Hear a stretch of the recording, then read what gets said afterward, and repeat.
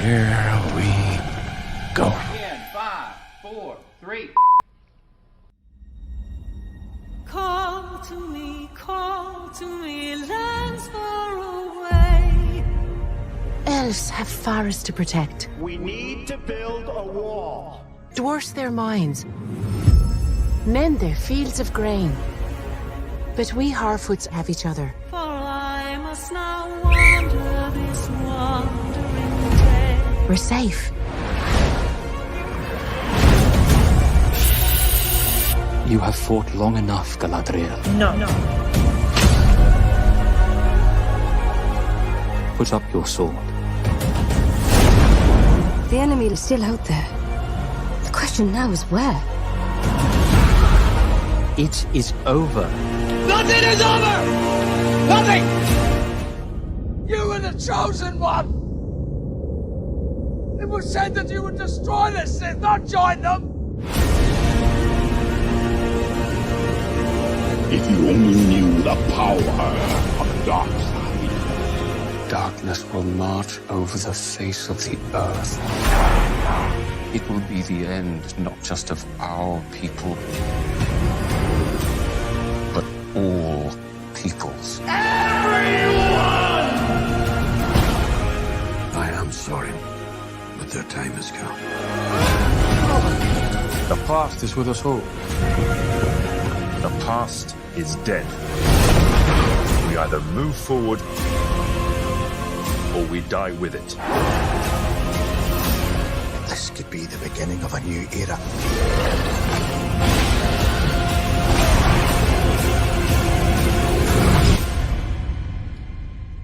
Away I must wander this wandering day.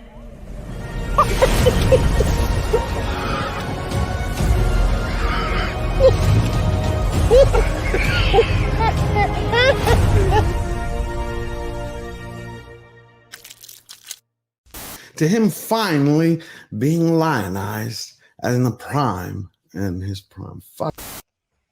Do it! Shit. Just do it! Don't let your dreams change. Yesterday, you said tomorrow. So just do it! Make your dreams come true! Luke went from being... Oh, no. Welcome, Slayer Nation. I have some great news for you today. I hope you're all doing great. Nope, that didn't work.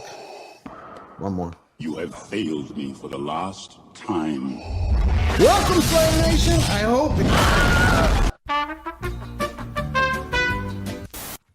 If you're tired of starting over, stop giving up. That is eating away at what you love in order for it to shine. And one man's vision is... Sometimes you don't have to make things better for them to be great again. You merely have to... Okay. Hollywood continues to slow boil the culture and crazy. Well, right now, Spider-Man actor Andrew Garfield has stepped up and he's fighting motherfucker.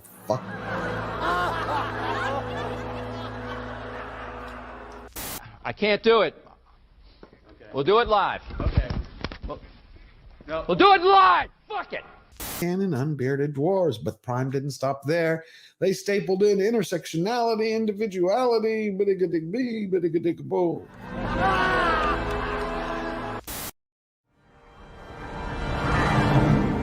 So it begins. At my signal, unleash hell.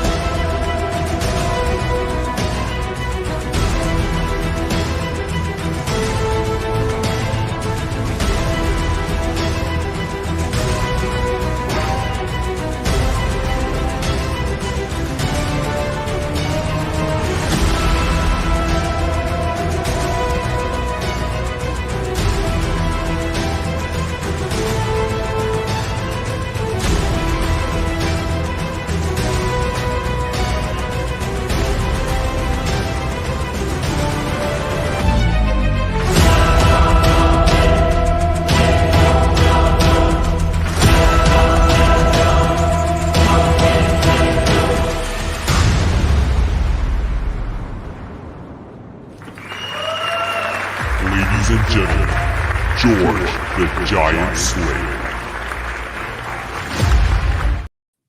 Hello, everybody. What's going on? Welcome back to Slayer Nation Live. It's November 3rd, 2024. It's so good to be here. We have less than 60 hours before the election. Got an amazing show for you today. I can't wait. I mean, it's obviously we're all ready to go. Let's see who's here. We got Man of Wars in the house. Eric K., the king of all moderators, Lord Thoth. We got Fletcher Williams in the back producing. And a lot to talk about. I feel like there was like a metric ton of news this week. But to me, I focused on Hollywood and what I view as their war against America. It's like at one time, Hollywood, used to have a lot of fun. They made great movies, and then they decided to shove a stick up their ass and decide to lecture us, almost going into a puritanical Salem witch trial, pushing an agenda instead of entertainment. But here we are. Red French Moon just became a new member. Great to see you, Red French Moon. We're keeping growing. I love it. So we're going to talk a little bit about Hollywood, what's going on. Agatha all along just finished and wrapped up to the sound of crickets. Nobody gave a damn. But even all the Hollywood critics who loved it called out a few problems that Marvel still has. And then we're going to talk about Tom Cruise, how he's suiting up to get back on the racetrack, all while he's working with Elon Musk on making a movie where it's going to be partially shot in space. And then we're going to see kind of like the Avengers or the Ascenders come out for the election. And you'll never guess which side they picked. We're waiting for a few more people to get here, but we want to hear what their thoughts are on how actors have chosen sides. Instead of waving the flag, being patriotic, or just doing, their job to entertain us, they've all shared their personal private lives and pimples and politics to tell us this is the line we stand on. So I see also Judicon is here, Linda Wagner, Sander Hammerslag, Razorburn. Great to see you. All right, let's get rolling. So we're going to bring out our panel. We got the man of 1,000 talents himself, Tom, from Midnight's Edge and Midnight's Edge After Dark. We got the DA. His insights shine a light into the shadows. We're now waiting for Verbal Riot, and he'll be here in a minute. I want to introduce you to our very special guest. This is a connoisseur of clarity who breaks down complex ideas into captivating revelations. It's his first time here on Slayer Nation, so I want you to get those keyboards clacking and give him a big welcome to the profound, one and only Warren Smith. Hello. How you doing? Great to see you. Thank you for coming. Good to see you. Thanks for having me. Oh, absolutely. Absolutely. It's great to have you on here. I'm trying to figure out where to start because you're a filmmaker, right? You're a volunteer firefighter and a filmmaker. So what do you think of? Let's just start there. What do you think of the current state of Hollywood today and the films they've been putting out? Yeah, I think it's in crisis. I think the cost of production is just going up and up. And I think that's really the key component of this downfall. There's obviously cultural elements to it, but it's just so expensive to make a movie. I don't know if most people realize how expensive it is. And I teach a class in kind of movie producing and teaching students about like the traditional production model. And we look at it and then try and figure out all the nonsense that we can strip away for our own workflows. And unions just drive up the costs so drastically that it means that the studios can only bank on previously established IPs that already have an audience. And so we don't get as much originality as we used to. Right. It seems like none of them anymore want to take any creative risks. We talked about it a couple of weeks ago. Like you had Borderlands, the one with Kate Blanchett, $120 million budget that just got blown right through. Right. And I was like, why not have the studios take the $120 million and make, 40 films out of it that are, creative like they used to. If 2 or 3 become a hit, they've got their money back. But everything seems to go back to just IP, established IP. Oh, also we have the king of cutting commentary, Verbal Riot is here. Let's bring him out. Verbal. How's it going, gents? Great to see you. You doing well? Yeah, having a little technical problems this morning, but I understand. everything Is is the running same ones okay. I was having. Signed out everything. I think we're all having my audio was all messed up, but yeah. Yeah, there must have been a Google or a Microsoft update overnight. I was thinking something was up. Y'all was just getting in that extra sleep, man. Y'all was getting in that extra sleep from daylight. I was up early because of the time change, actually, for once. Well, that's the one day I usually get up early. Actually, I think I've reached that old man stage where no matter what, I wake up early now just for no reason. Like I'll just wake up at 6 or 7 o'clock and I'm just up. So, well, that's good that we're all here. We're like what 60 hours away from making. What are you doing? The day's wasting away. This is good fishing hours. I mean, to be fair, I do like to be in bed pretty early nowadays. So, come on, not you. I know, man. I know, but you know what? I find myself leaving parties a lot earlier now than I used to. You know what I mean? I'll do the Irish exit, just leave. And you used to hang out with Prince. I used to be his bodyguard. I know, but that's what I'm saying. And like, you must have partied till the early hours of the morning. Oh, dude, back in the day, man, I developed a very ugly period of what's it called? Where you can't sleep. Insomnia. Yeah, I had insomnia for about 8 years. Off and on, just really bad though. Like for a while, I was like living in this weird limbo-like state where I just wasn't asleep, but I wasn't really awake. Damn. So yeah, I'm glad that period is over. I had that too. It was called having a kid. Well, everybody, we all know each other. Everybody meet Warren. Warren, everybody. It's great to have you here. I've got a lot of questions from the chat over the last couple of weeks because we were doing the updates for Hurricane Helene. I thought we'd start that off. Because the news is memory holding. Now they're going to say everything is about the election, so therefore it doesn't matter, but it does. In North Carolina, they just had a concert that raised almost $30 million. It was a benefit concert. I thought that was an incredible thing that they did. And the reason why is we can see that people are still suffering the consequences. So yesterday, Aaron and I posted about a local business owner who got rejected from insurance and FEMA. They lost their entire business in the flood, and they invited us out to take a look at the business that FEMA will not reimburse. Here we are. FEMA, is this bad enough for you? Because the water line was up here, covered that whole second floor. You tell me if there's anything salvageable in here. But Peanut the squirrel, man. Yeah, you wonder why people are Priorities. pissed. This is why. This is somebody's entire livelihood. It's tragic. Straight up gone. Nothing from FEMA, nothing from insurance. But, you know, illegal immigrants get free rent. I don't even know what to say. It's just so heartbreaking. So FEMA, if you're watching, Megan and Todd from Atomic Furnishing would love a call from you. Thank you. I think that's tragic. Yeah. That we have Americans who have been suffering. Anybody is suffering, but when you have your own country that is suffering, we used to come together for things like this where it wouldn't matter what was going on. Well, we also didn't take care of illegal immigrants either, right? We deported them. We contained them. We didn't just bring them in and stash them at luxury hotels like the Roosevelt in New York, or give them $5,000 food stipends.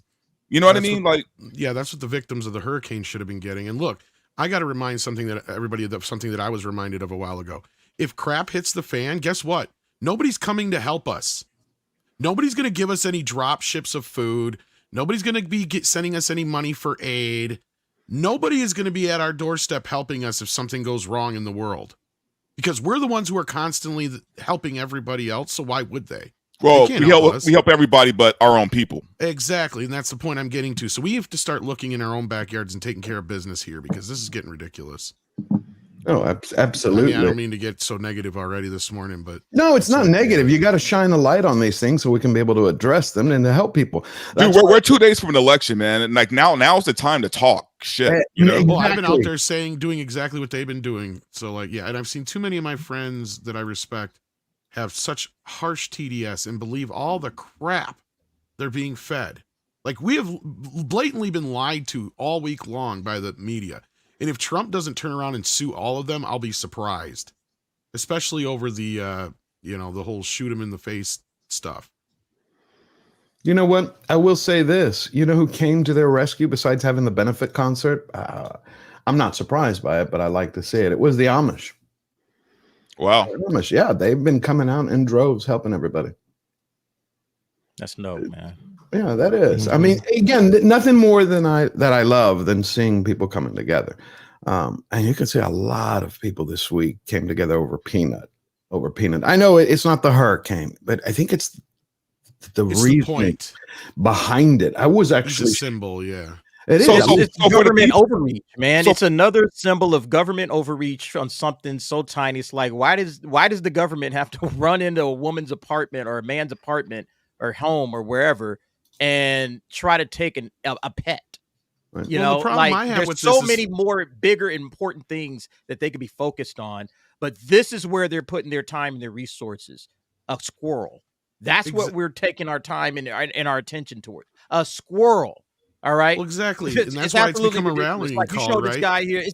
I'm sorry. Keep going, bro. No, I was just saying, because you had, you know, all these people that are basically saying that you had all these people on the left crying, you know, defund the police. Yet they're the same people who are all for this government overreach and being able to pull this shit, right? They're the ones who like this kind of power by the government. I haven't heard Trump say anything about coming into my house and taking my guns or doing anything in my house.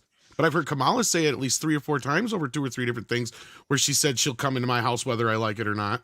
So for people living under a rock like myself, what I keep seeing going on here? I keep seeing the squirrel thing. What happened with the squirrel thing? Okay, I'll explain. What happened was this guy and his wife, they had a squirrel and a raccoon. The raccoon was named Fred.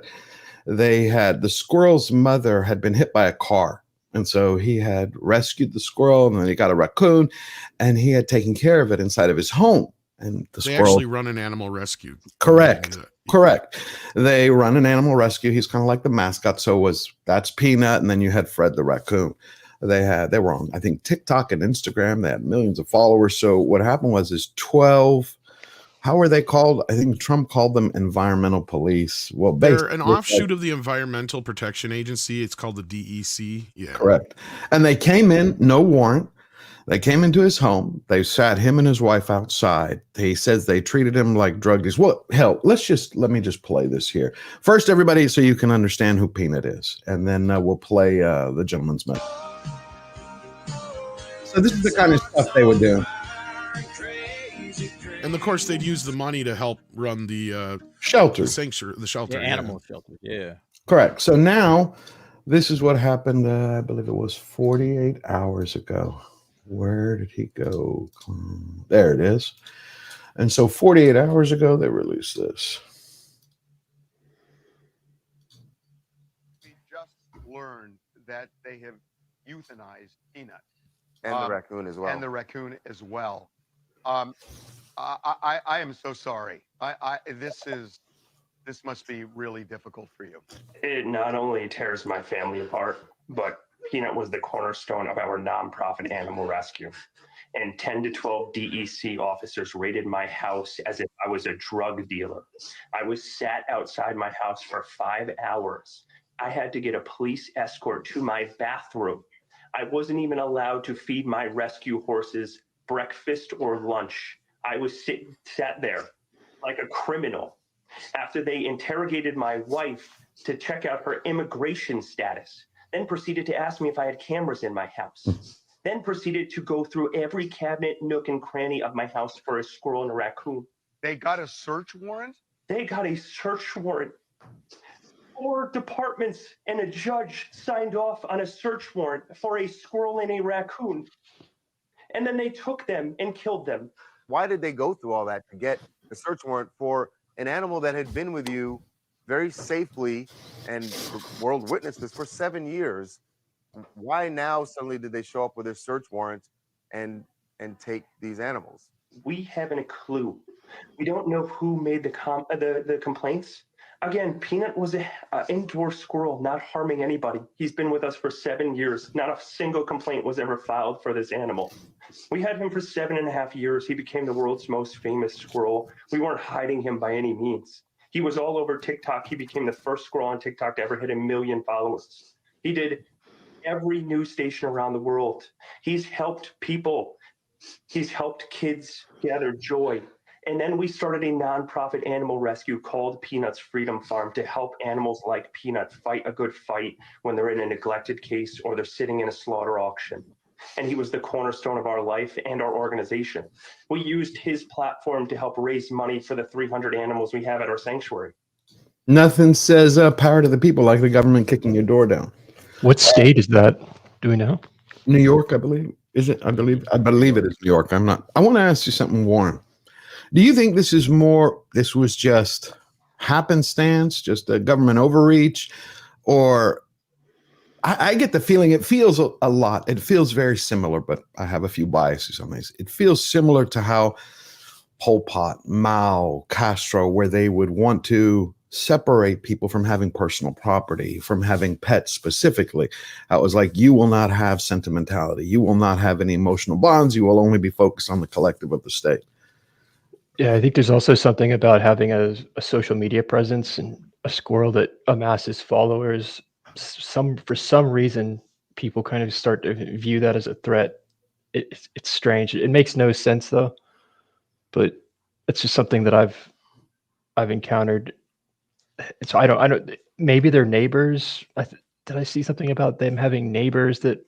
But he just said that no one's ever complained. No, it was actually a lady from Texas who claimed credit for complaining. What? Jeez. Yes. Texas? Yes. We love animals. Squirrel had more followers than her on Instagram. Yeah, she looked like a loony. I'll tell you that much. But yeah. And I think what's upsetting people more than anything is just how invasive this was, and how somebody who's publicly living as these people can have this happen to him. What about somebody who has no voice whatsoever, right? Like, I think that's the thing that scares people more than anything. The thing I can't get over is that a judge signed off on this. Correct. Right? But this is what happened. Wait. I'm sorry. New York, where there's nothing but crime, and this is what a judge signs off on. Yeah, this is what happens when. This is sadly what happens. You don't have any balance in New York. You have one side that has way too much power, and anytime somebody gets too much power, it becomes tyrannical. It becomes this. This is what it turns into. It turns into tyranny. It turns into, I can come inside your house and I can raid your house and I can kill your pets. Okay. And it's not a damn thing you can do about it because we're the government. That's what happens when you let one side gain too much power. That's the pushback that you're seeing right now in the country, because people are starting to get tired of this crap. You got illegals just being let in all over the country. People are like, wait, why are illegals just allowed to flow into the country? Because one side has too much damn power, and there's got to be a pushback. That's the whole point. That's why that's why Trump's going to win, because of stupid shit like this. And it seems so small and insignificant. Oh, they came in, they stole a pet, or they killed a pet or whatever. But at the end of the day, this is the problem that we have in this country, is that one side has gained so much power over our institutions, okay, over education, over business, over entertainment. We're entertainment. We talk this shit all the time. This is the problem. And this little incident, this tiny little incident, is emblematic of the problems that we have in this country. It's become tyrannical to the point where something so simple, a judge should have been like, man, nah, I ain't worried about that. Get out of here. Yeah. Get the hell out of here. A squirrel? Get the hell out of my courtroom with this bullshit. But they're not doing it. And again, this is because we have become tyrannical in this country, and it's all one side. When one side gains too much power, absolute power, we know what happens with absolute power. Okay. And so we got to start getting these institutions back. Get your asses out there and vote. Absolutely. How would you? Oh, I see we have our next guest here. Let's bring him out. A brilliant actor with an incredible mind, and he's bringing you all the latest in culture and political news lately by streaming every day. Matthew Marsden. Matthew. We're gonna save the squirrels. We're gonna save the dogs. We're gonna save the cats, the beautiful cats, the beautiful squirrels. The DA gave a great rant. Possibly the greatest rant. We're gonna win. It's gonna be beautiful. Huge. It's gonna be huge. It's gonna be huge. Secret Squirrel's gonna be back. It's gonna be. Why do you think this struck such a chord with people? I mean, I have my beagle, Snoopy. I love it. And if anybody came for him, well, we're in Texas, different ways. But why do you think? This is how John Wick started, right? Exactly. But why do you think this struck such a chord with people? to now, especially with the hurricane just going on, which we just covered? Why this? Is that for me? Anyone? Oh, I can tell you right now, because it's kind of like the visual representation of overreach, right? And we all talk about how we're sick of overreach. This is the prime example of coming into somebody's home and literally killing their family pet. Like I said, it's somebody who lives as public as this can have it happen to him. Because they can. Purely because they can. Right? And we're what, 2 days away from an election? That's why this is a fire spot right now. This is why people are pissed off. It's political because of the overreach, and not only that, this is also the same government, the same state that's been trying to put a former president in jail for what, the last 8 years. Right. Warren, how would you teach this in your class? Like, how would you explain this if you're breaking it down both sides? Yeah, I'd be trying to break down the motivations. And here's how I see it. I say we have a person in Texas reports it. We have a bureaucratic process who's worried about them getting in trouble. Something coming along like, okay, this lady in Texas complains.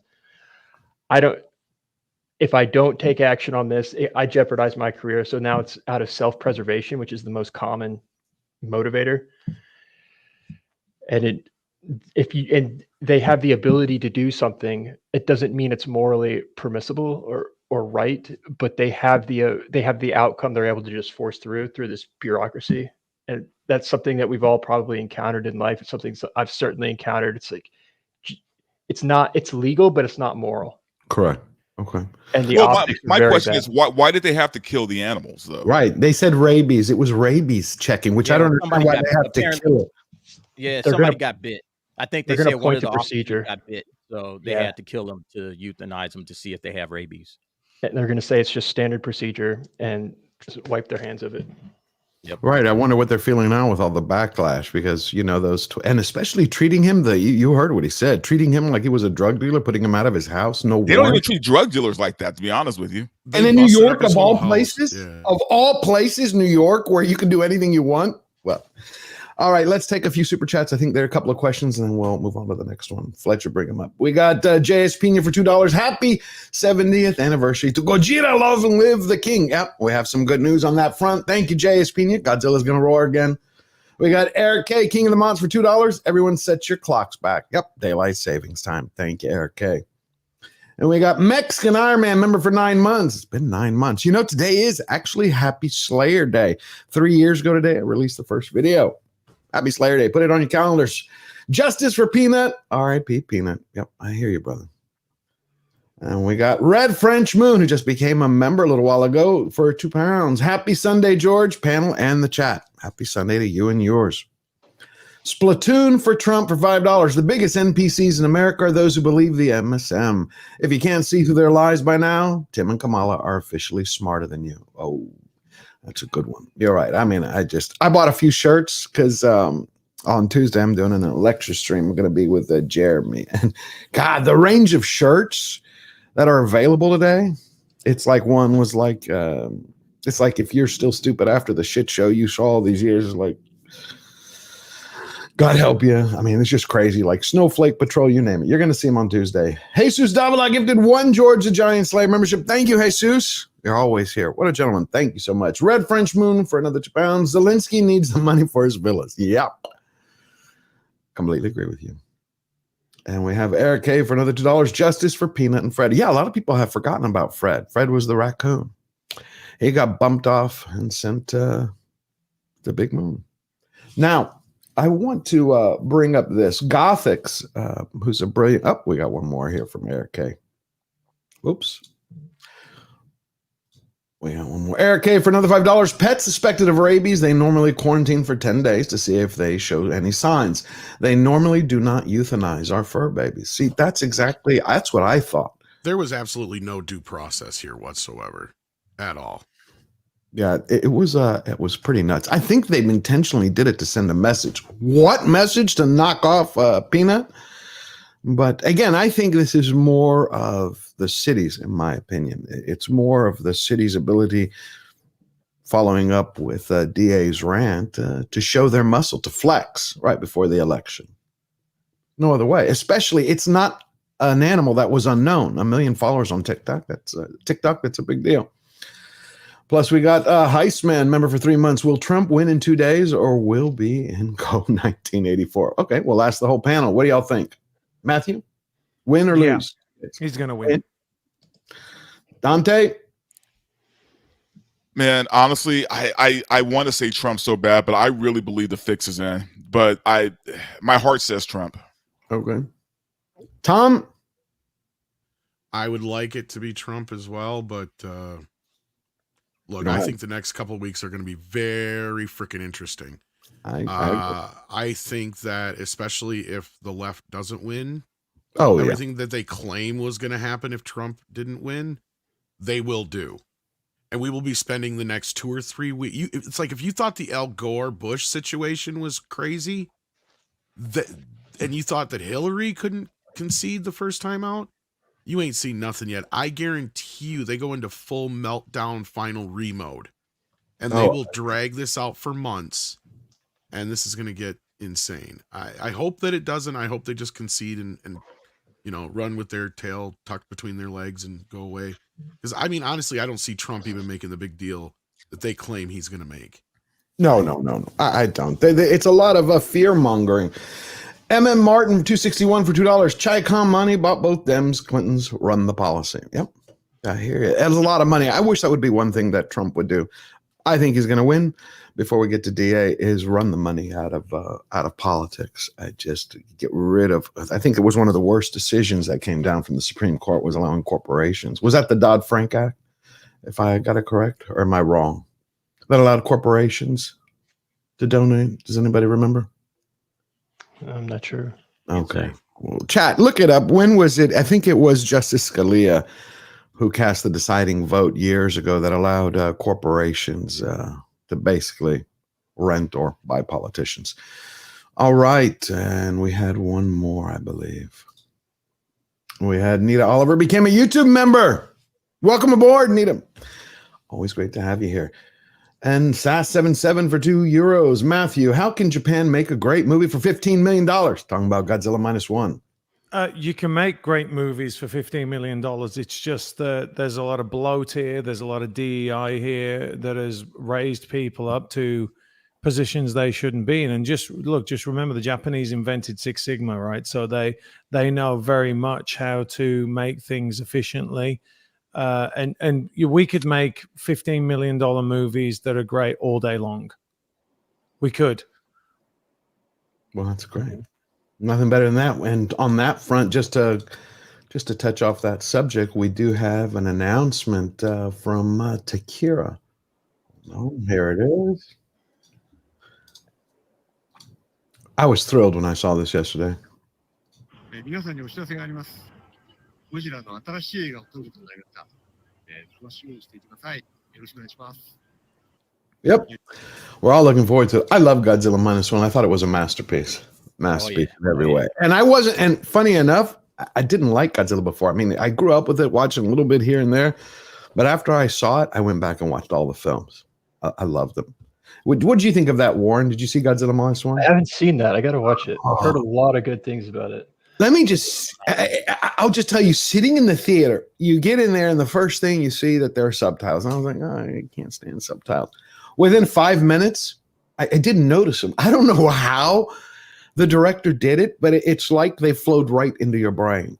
You were sucked into the movie from moment one, between the music, the acting, the cinematography, the directing. You felt you were in it. I mean, when I reviewed it, I think I called it less of a Godzilla film and more of a intimate movie about the human experience and dealing with tragedy, with Godzilla in as kind of like this force of nature that causes change. But it was kind of almost like what they did, what I thought was genius, was they actually made Godzilla scary finally. Man. Oh, yeah. They made him scary. It was basically a horror film, right?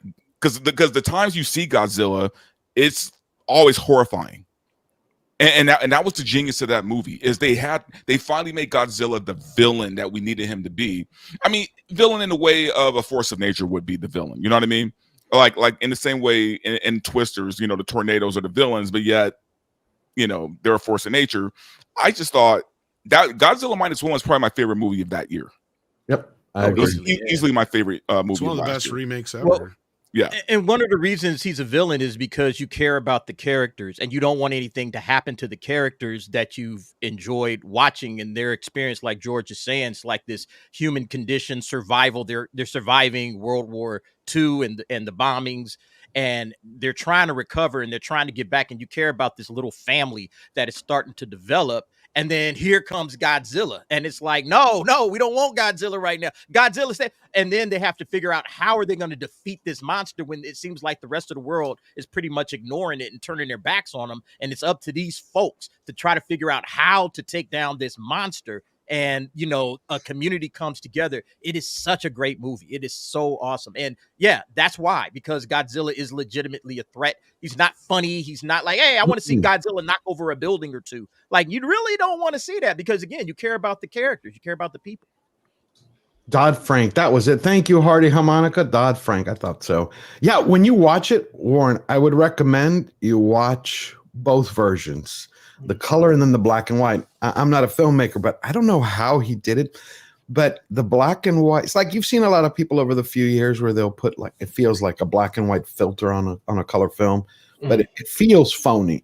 Yeah. This one felt like it was made in the 50s, his black and white version. I think it's called. They readjusted it properly. Yeah. Just give it a -1 minus color. Yeah, that's what it is. It's Godzilla -1 minus color. And I think it's re-releasing next week again. It is. Yep. Funny enough, I saw that version first before I saw the colored version. And it's so, and I, it blew me away, man. It blew me away because here you have a black and white Godzilla movie with subtitles, and you are just completely enthralled into this film. I saw it opening night, and there were literally people in the theaters crying at the very end. There are people crying out of Godzilla movie. I know. It was amazing. I never expected it to like it as much as I did. I mean, I thought we had gotten past, anything that good with Shin Godzilla. I'm like, can you do anything more serious or better than what you did there? Because that balanced both the idea of you're doing a little tongue-in-cheek satire by using Godzilla, but he's not the joke. Right, the joke is the government and how they deal with Godzilla. Right, now you gave us a completely fresh take. At the same time, it's a as I said before, a remake of the original film. Ostensibly, it's basically what Cronenberg did to The Fly. Right, it's like take the original idea, update it in a way that didn't feel like you're updating it, but made it feel like this is the way it always should have been, or always the way you remember it in your head. Right, whether you've seen the original film or not, this is the closest to the original film. So it's like when you're talking about crying. Do you remember the scene? Oh no, Warren hasn't seen it. I'm not going to say it. Well, there is a scene where it's a triumphant moment, except the music and the way they shot it. I was tearing up. I'm like sitting here in the theater, I'm going, "What the hell are you doing? You're it works dubbed still. I watched the dubbed version. It actually still works in English. I was looking at it. It was just wait, hold on one second. I was like, growing up, I was sitting here going, okay, it's just movies don't make me cry. It's rare, but I'm sitting here just like, what the hell is going on? I'm looking around like, okay. What were you saying? George, you're a little bit gay. Totally gay. Totally gay. I got my. He's the most gay you can be. I'll just start doing the YMCA. Probably the most gay that you've ever been in your life. But Tom, what were you saying? Oh, I actually watched it with the English dub, and it works. It Did still it? works even with Well, see, I grew up with Godzilla, watching him with. Look out! Here comes Godzilla. Yeah. Like so me, like that's kind of like my thing. Like once in a while, if I watch especially the older ones, if they have an English track on them, I'll flip over to it because that's the way I grew up watching them. Yeah, no, I understand. So to me, it's kind of part of the charm. Is that so? Yeah. But it kind of makes sense that the Japanese are the ones to do a Godzilla the right way. You know what I mean? Yeah. Like it makes complete sense that they would make Godzilla, bring it back to the heights that it once was. Well, we ate good last year as Godzilla fans, and that's one thing. Like I had a lot of people that were trying to make it a Godzilla Kong versus Godzilla -1 thing. I'm like, why? We have the best of both worlds.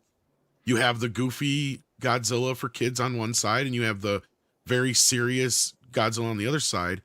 And I mean, the best thing about it for me was like it knew how to get to me because I love rubber monster movies, so that's already a win. Jaws is my favorite movie. Clearly, the director was very influenced by Jaws. Oh yeah, easily. So all those things mixed together for me, it was like, I don't know if you can do it better, and that's why I'm kind of scared with the sequel. Is it going to be a direct sequel without getting into any spoilers for the first film? Do you guys think, or I it's going to be? I have the same fear that I have for like Squid Game season 2. It's like, you did so well with the first one. Do you really want to go back to the well, man? Because sequels never really work out the way you think they're going to work out. I really don't want them to do another Godzilla -1, but if they think they got the story, we'll see. I mean, there's possibilities. We were talking about the other morning, like, because if you jump ahead like 10, maybe 15 years is when they're starting. We're starting to do all the tests over there, which is when the original Godzilla takes place.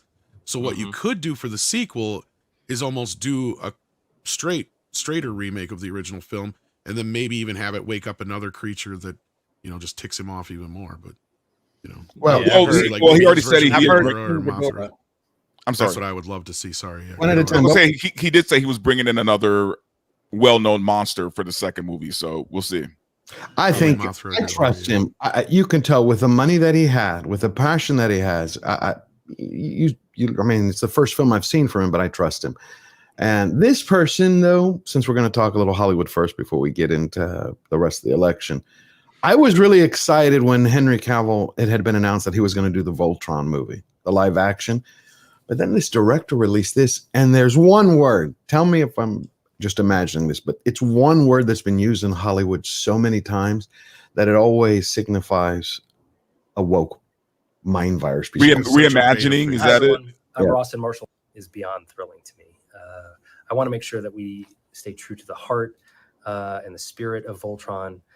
In this film, we're going to be introducing an entirely new generation of pilots. We've reimagined Voltron for the. I don't know why now, but I instantly have that reaction. And I knew it. I knew it was coming. I'm like, oh, here we go, a reimagining for the modern audience, right? Reimagined. What is with that word? In all your studies, or like, do you see the words that they've chosen? Do you think that they were specific, or like they had an intent? We're going to use this word because this symbolizes everything that we believe in, or it was just a select group of words like woke or reimagined or social justice, or didn't earn a policies of DEI that someone created in a think tank, or they just happened. I mean, it's like adapted for a modern audience. It's just certain.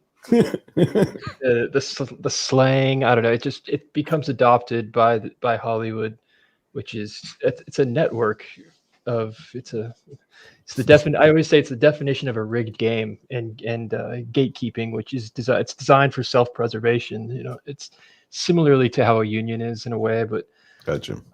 So things are adopted in language. I'll tell you exactly what it means, because when we hear reimagining, this is exactly what it means. It means we're going to hijack your IP that you love, right? We're going to shit on the lore. We're going to shit on the characters. We're going to shit on the story. That's what reimagining means.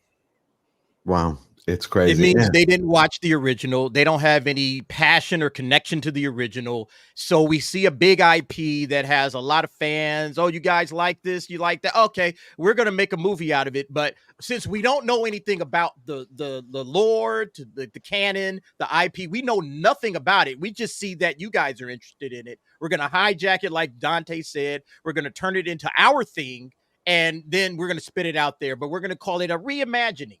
Okay, instead of we're just hijacking it and stealing it, doing whatever we want to do with it.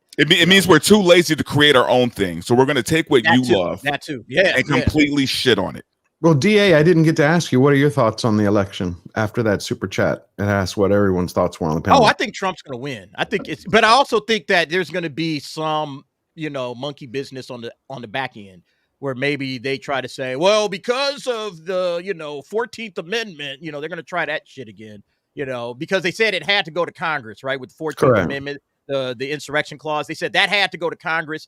And I think that's what's going to end up happening. They're going to pull something on January 6th, when it's time to confirm him. I think that's where the fireworks might kick off. But I think he's going to win. I think there's no question at all at this point that, he's got the momentum. But we'll see. I was talking with a brother of mine, and he said, yeah, he's going to win, but they're not going to let him take off. So I was like, I think once he wins, there's nothing they can do to stop it. They can try. They're gonna try. They're gonna try. That's how. I don't know, man. Kamala has Cardi B and Beyonce on her side now. It might be over for us. It might be all over. Right, Glorilla's out there. Oh, we're going to talk about that. Warren, what do you think? What's your call on it? If you want to share it, you don't have to. Oh, no, I think it'll go Trump. I would put it right now at like 60-40. I don't think North Carolina, I didn't say anything about the hurricane when we were talking about earlier, but being from North Carolina and growing up there, I'm not there right now, but I don't think North Carolina is going to go blue. It hasn't gone the last 2 elections, but there's no way, not after the hurricane. I think there's a lot of frustration in North Carolina. We're looking at Pennsylvania, but I think it's going to go Trump. Wonderful. Okay, well, we got that real quick. Let's go through these. Istophobos for $2. Dodd was Protection Act. It was Citizens United. Thank you, Istophobos. Always love your name. You came through again. Really appreciate that. And we got Alpha Omega. Oh, I like that. Alpha and Omega. $5. Glad one did well. People were making a stink over the director's other films, in particular Eternal Zero, which is a great film about a kamikaze pilot. Good. I have to check that out. Thank you for that, Alpha Omega.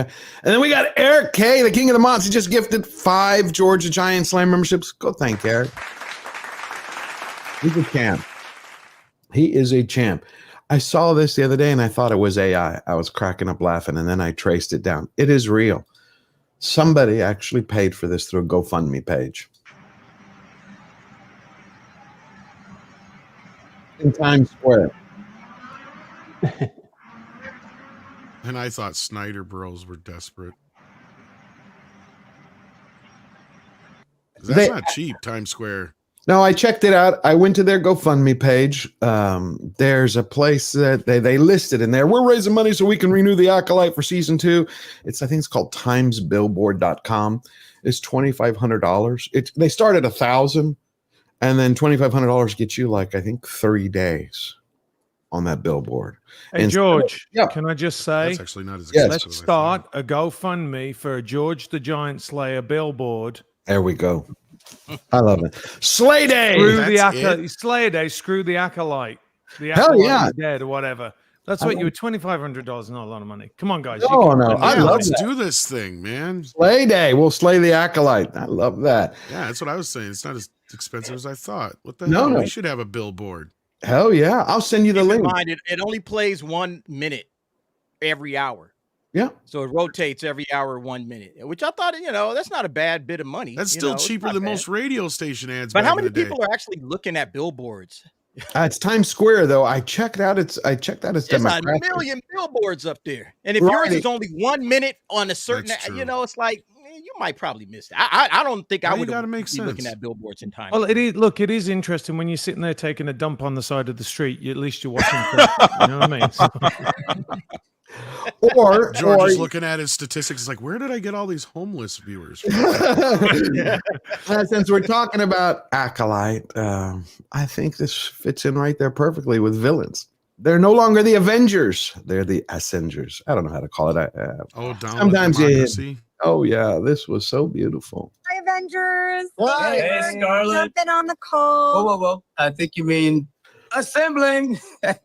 Assembling. Don, that's pretty good. No, they thought it was funny. Scarlett, it is our pleasure to come together and to get the vote out this election. Come on. Yeah, how can we be of service? How about we start with what our voting plans are going to be, who we're going to bring to the polls with us, that sort of thing. Just I think Kamala Harris needs a catchphrase. Ooh, yes, definitely a catchphrase. How about this? I'm just off the top of my head. I can do this all day.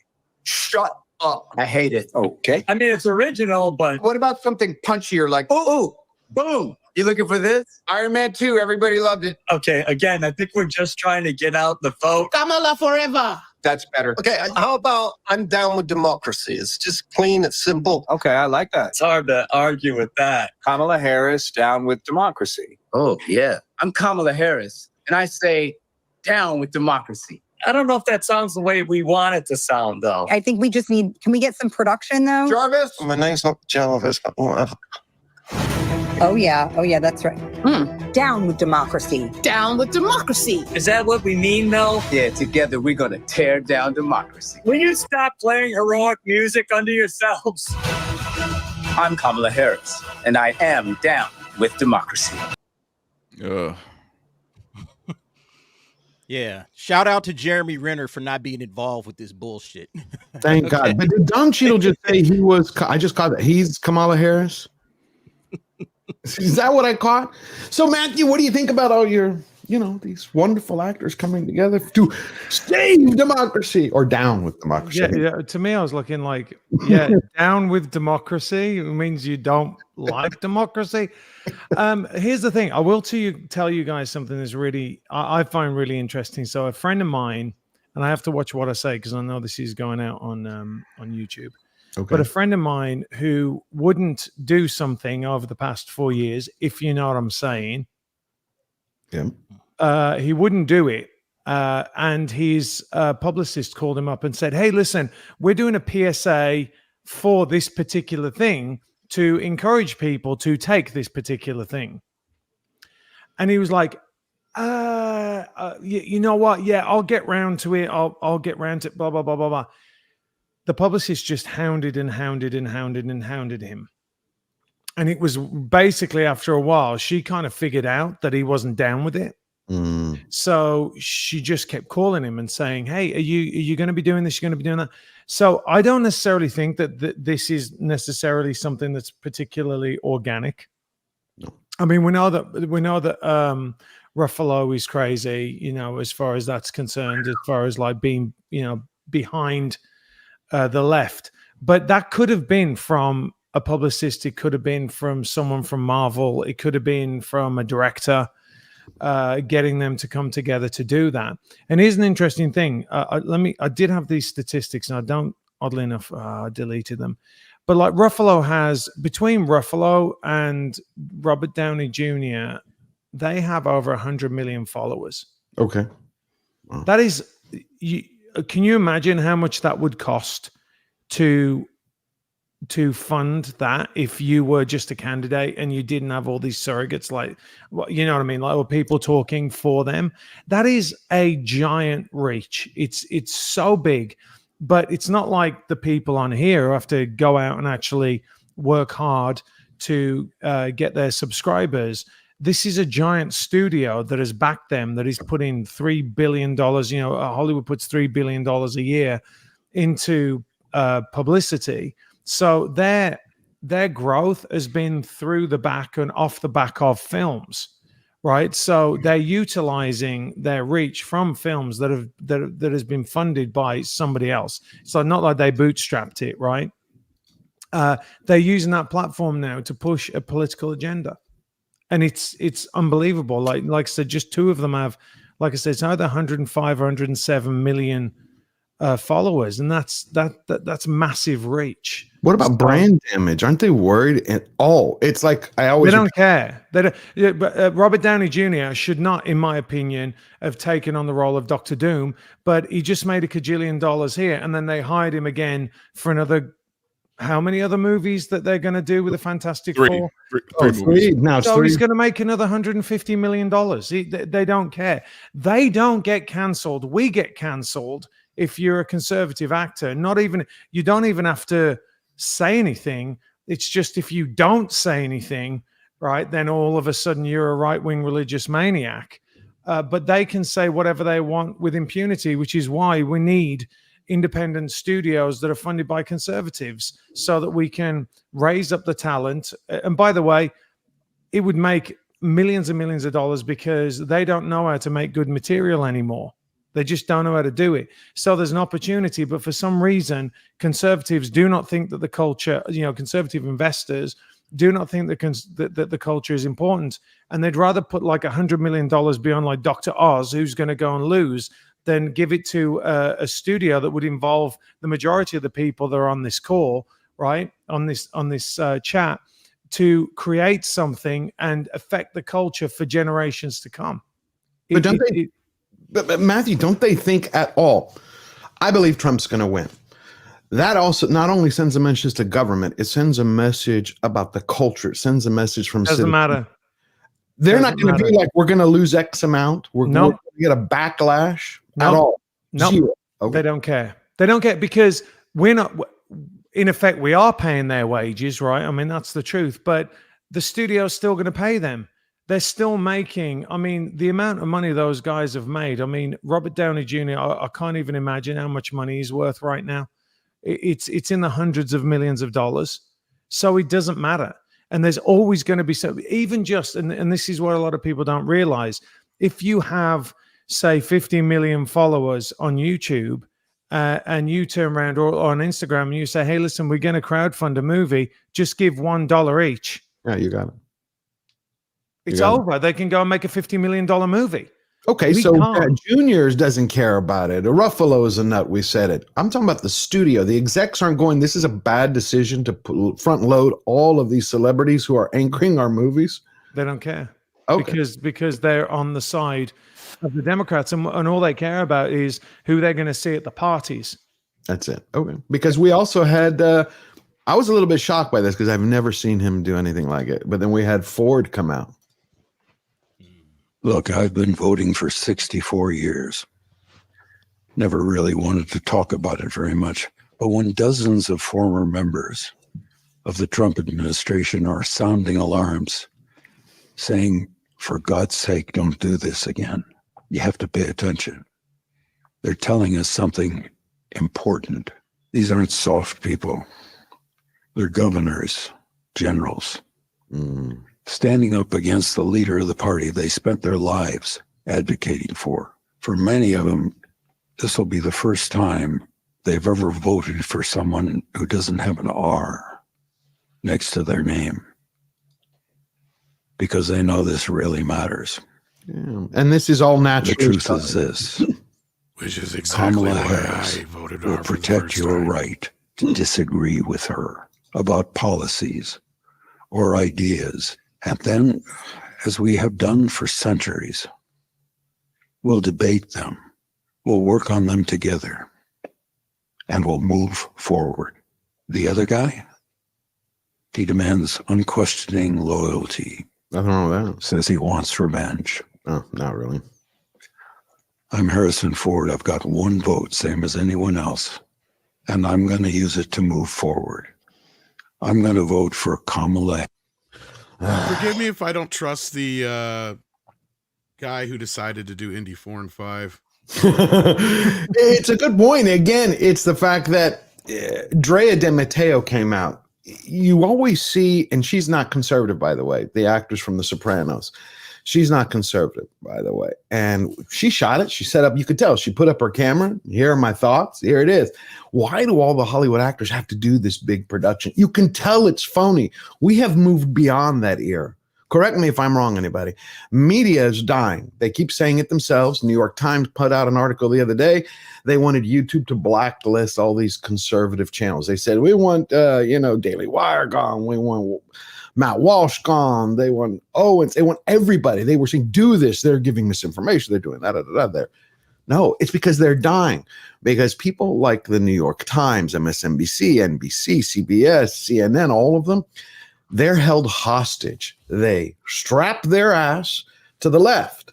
And the only people they have left who are supporting them are the left. And they know that era is over. It is. That's why I think voices are coming up.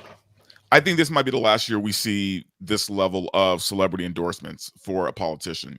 I think it definitely, if Trump wins, it's going to send a big signal that all these celebrities need to shut up and just keep doing what they're doing. Like no one's paying attention to them anymore. Right? Because I guarantee you, if Kamala loses after having Beyonce, Taylor Swift, Billie Eilish, all these huge stars caping for her, if she still loses with that, it sends the message that no one cares what celebrities think.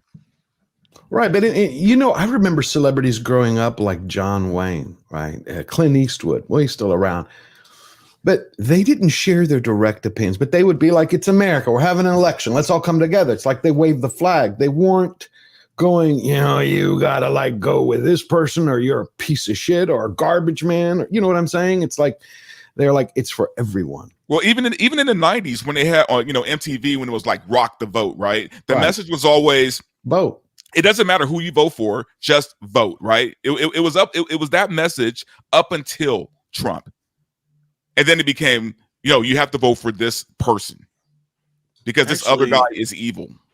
I would say it's since Obama, but yeah, no, because I've been saying the same thing about, like, I remember Rock the Vote. Right. And it was never about rock the vote for Bush or rock the vote for Dukakis. Right. It was just rock the vote. It was to get everyone involved because that's what matters, to Well, have it was every because vote. young kids were the most underrepresented voters. That's why. Well, the good news is that I was looking at the numbers from 2020. Biden had 73% of people ages 18 to 25 come out. As of 7 states so far with the early voting, it's 7% of 18 to 25 have come out for Kamala. Just a little fact. Then you have, of course, I can never say her name. Chloe Grace Moretz came out for Kamala Harris at the same time she announced she was gay, which I don't know what one has to do with the other. Well, we all know what that means. Right, but it was like, okay, what you want to come out for her, just say it. It's like, but also, who cares? Like, why'd you have to announce to the world that you're gay? Right, that's what I didn't get. I was gonna be like, what? Because she wants to continue to work in Hollywood. That's the signal, man. That's the bat signal, right? It's not where I got it wrong. I got it wrong. Darn it, having 9 kids. Oh, dude. On your profile, you should have the rainbow flag. You should have your pronouns in there. I mean, what are you doing? You want to work, right? We're gonna make Voltron great again. We're gonna make him gay. No, I mean, it's also like ridiculous. Like, nobody cares about that. Nobody. I mean, and you're right actually about the celebrities, but I think here's the thing: they have got so much money. I think that it's more than what they would have had a few years ago, right? Because they've been able to monetize across multiple different platforms, right? So, I mean, you guys know if you've got 50 million followers on Instagram, then you can monetize that. They've got the sponsorship deals. They've got this. They've got all this money. But look, I mean, like I said, I've been there, right? So I know what it's like when you're in those rooms. And did you hear Harrison Ford just said that? He said that she wants to reach across the aisle or whatever it was. She wants to, you know, I'm sitting there and I'm like, have you seen anything that she's done? Because it's completely the opposite. We're in like bizarro world. She's completely the opposite to that. She's been shutting people down. She put black guys into jail for a longer bit. Like all of a sudden, all that's memory hold, right? It's like, no, these aren't the droids you're looking for. It is. They've gaslighted us so badly that we're so used to it by now. And I do think, though, I think that, as you said, I think Hollywood is dead. I think it's over. I think that the streaming platforms are going to take over. Independent creators are going to take over because the quality of these big movies is just so bad. And you'll still get a Godzilla -1. Right. You know, you'll still get someone but it's going to really, really shrink. And I think that's just like, you know, that's the economic cycle the way it should be, right? You make terrible stuff, nobody buys it, it dies out. You start making better stuff, and then people start buying it and it goes back up again. I think we've artificially kind of supported that because Disney, for example, has had the back catalog to rely on. I mean, the only reason why most people watch Disney is so they can watch Snow White or they can watch those old legacy films. So, but even now, people are like, you know what? I'm even done with that. Like, you guys are just too far. You're too far gone. And so it's going to be really interesting because I'll tell you this. I have no desire to watch any Star Wars movies ever again. I have no desire to watch any Marvel films at all. It's just kind of ruined it for me. You know, because you it's not just that you're going to go there and see the actors and you're going to know what they're saying, but it's just the constant messaging. And I'm like, can I just watch a good film, please? Like, that's all I want to do. If I want to watch the drama, I can just switch on Fox or CNN, right? And watch the world burn. But I think that now they've just pushed it too far. But again, I don't think they care because I think that this is just my own opinion. I think that Trump's going to get in. I think he's going to fire a bunch of people. And I think he's going to start exposing stuff because he knows that they're going to come after his family, right? He knows that. He knows that it's not going to be over after he's done. They're going to come back and they're going to try and destroy his legacy, his wealth. So he's just going to be like, that's it. I'm done. No F's given. I'm exposing it all. And I think that would include eventually the P. Diddy list, the Epstein list. I think it's all going to come out. And I think that they are, whether it's not them or it's people they know, they're terrified.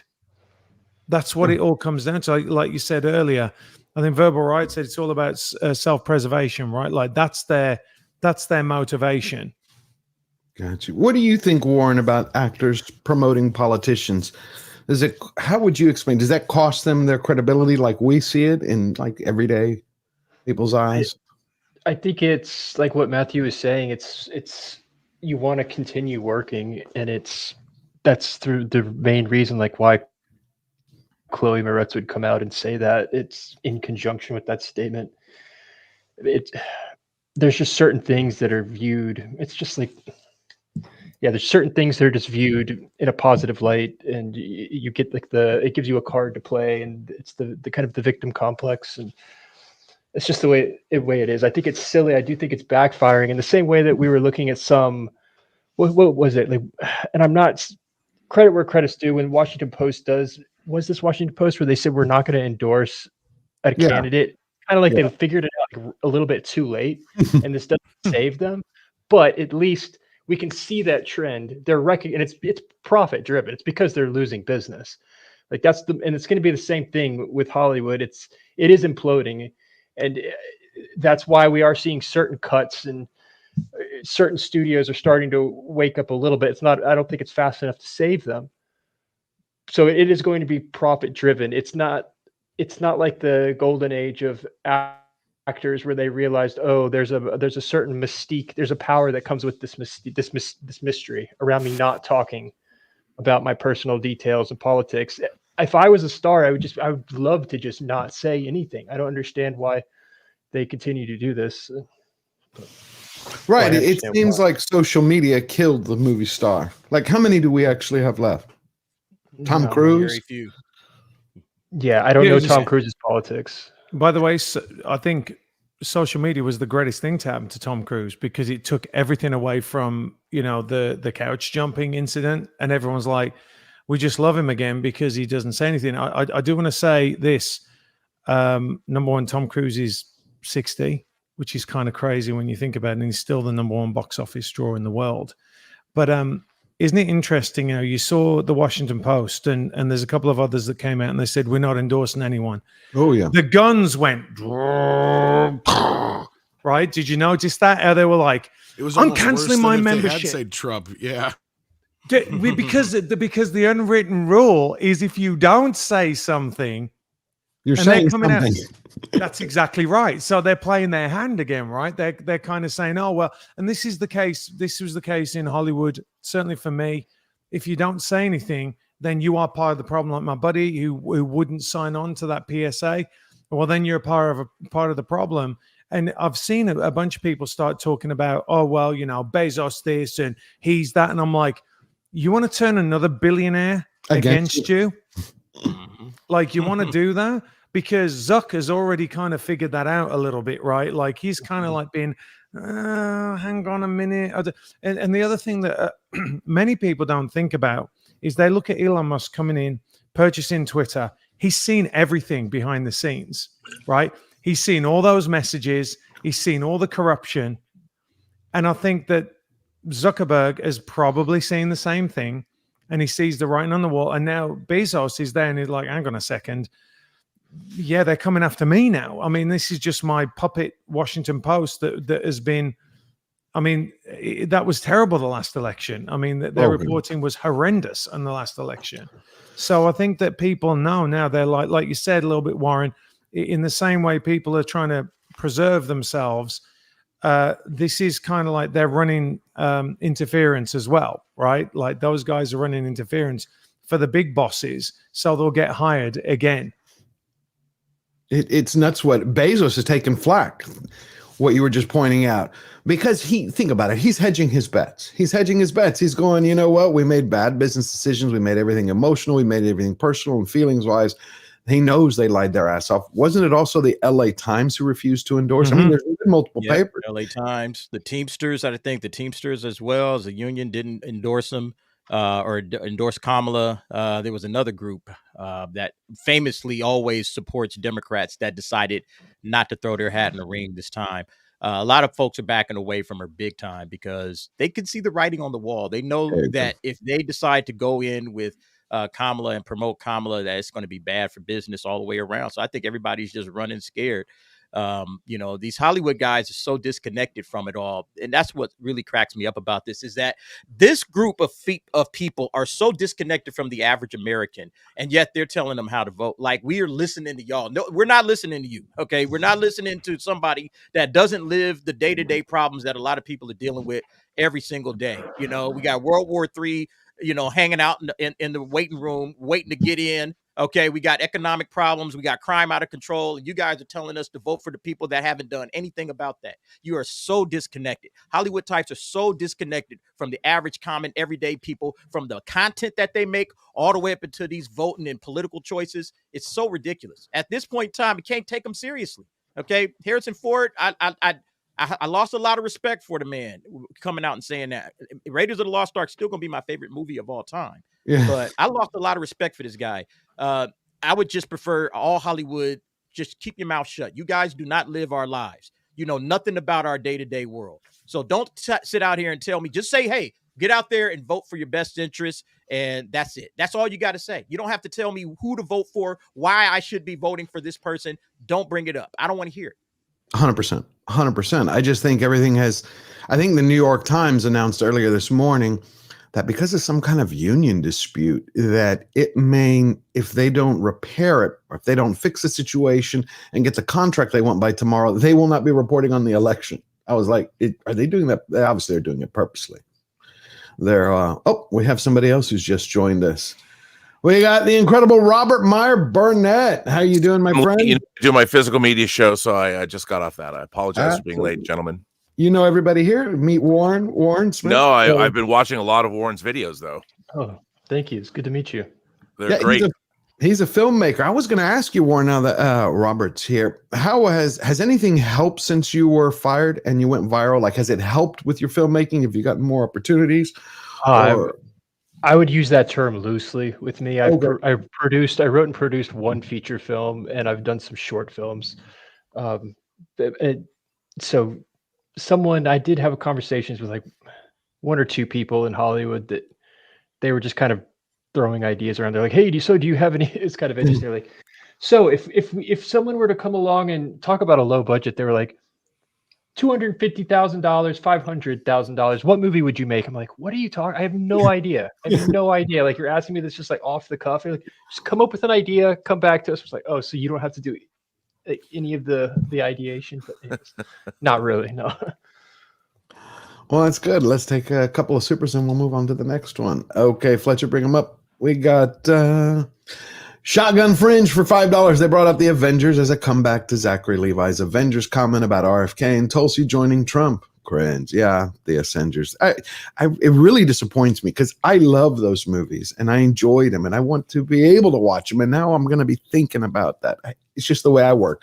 Doomcock doesn't work that way. He's like, whatever the actor's personal opinions are, their politics, I don't care. If I like the movie, I like the movie.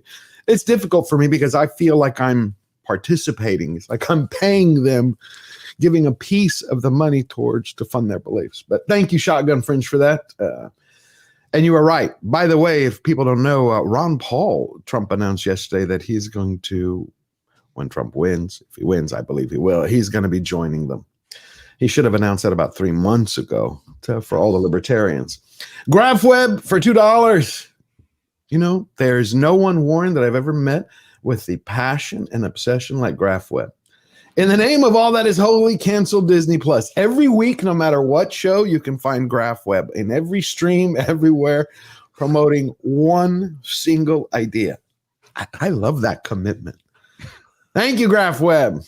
That is amazing. Trust me, Disney Plus has its own problems right now. They probably won't be around much longer. Agatha all along? Just finished. And there's not much coming up for them. So, they got. I mean, unless you consider Ironheart and possibly Wonder Man. Wait, what was the one that's like their version of the Goonies in suburban space in a galaxy far, far away? Skeleton Crew. Yeah, that doesn't look like. I mean, Daredevil might help him out a little bit, but that's about it. Well, Verbal, we did hear at San Diego that Wonder Man was good. We have, and you know what? Because of the source who told us that, I will hold on to hope at least because he is a very good source. But yeah, we'll see. Hope springs eternal. Yeah, I get it. I know Ranger Donnie. It hasn't been good so far. So I stick with Ranger Donnie. I won't rain on anyone's parade. If you like Disney Plus, I'm with you there for you. I don't like it. I promote all the time that it needs to change or needs to go the way of the dodo. But you love it, so. Well, I just think it's hurt their properties quite a bit. I do. Especially once Snow White comes out with Rachel Zegler. Come on, the brand damage that she's done to that is phenomenal. Now, after all the actors were promoting Kamala, I love Ricky Gervais. He just comes out and lets everybody know what he's thinking. Hi guys, Ricky G here. Wellness and beauty influencer. As a celebrity, I know all about stuff, like science and politics. So trust me when I tell you who you should vote for. If you don't vote the right way, that's like a hate crime. It makes me sad and angry, and I'll leave the country. You don't want that.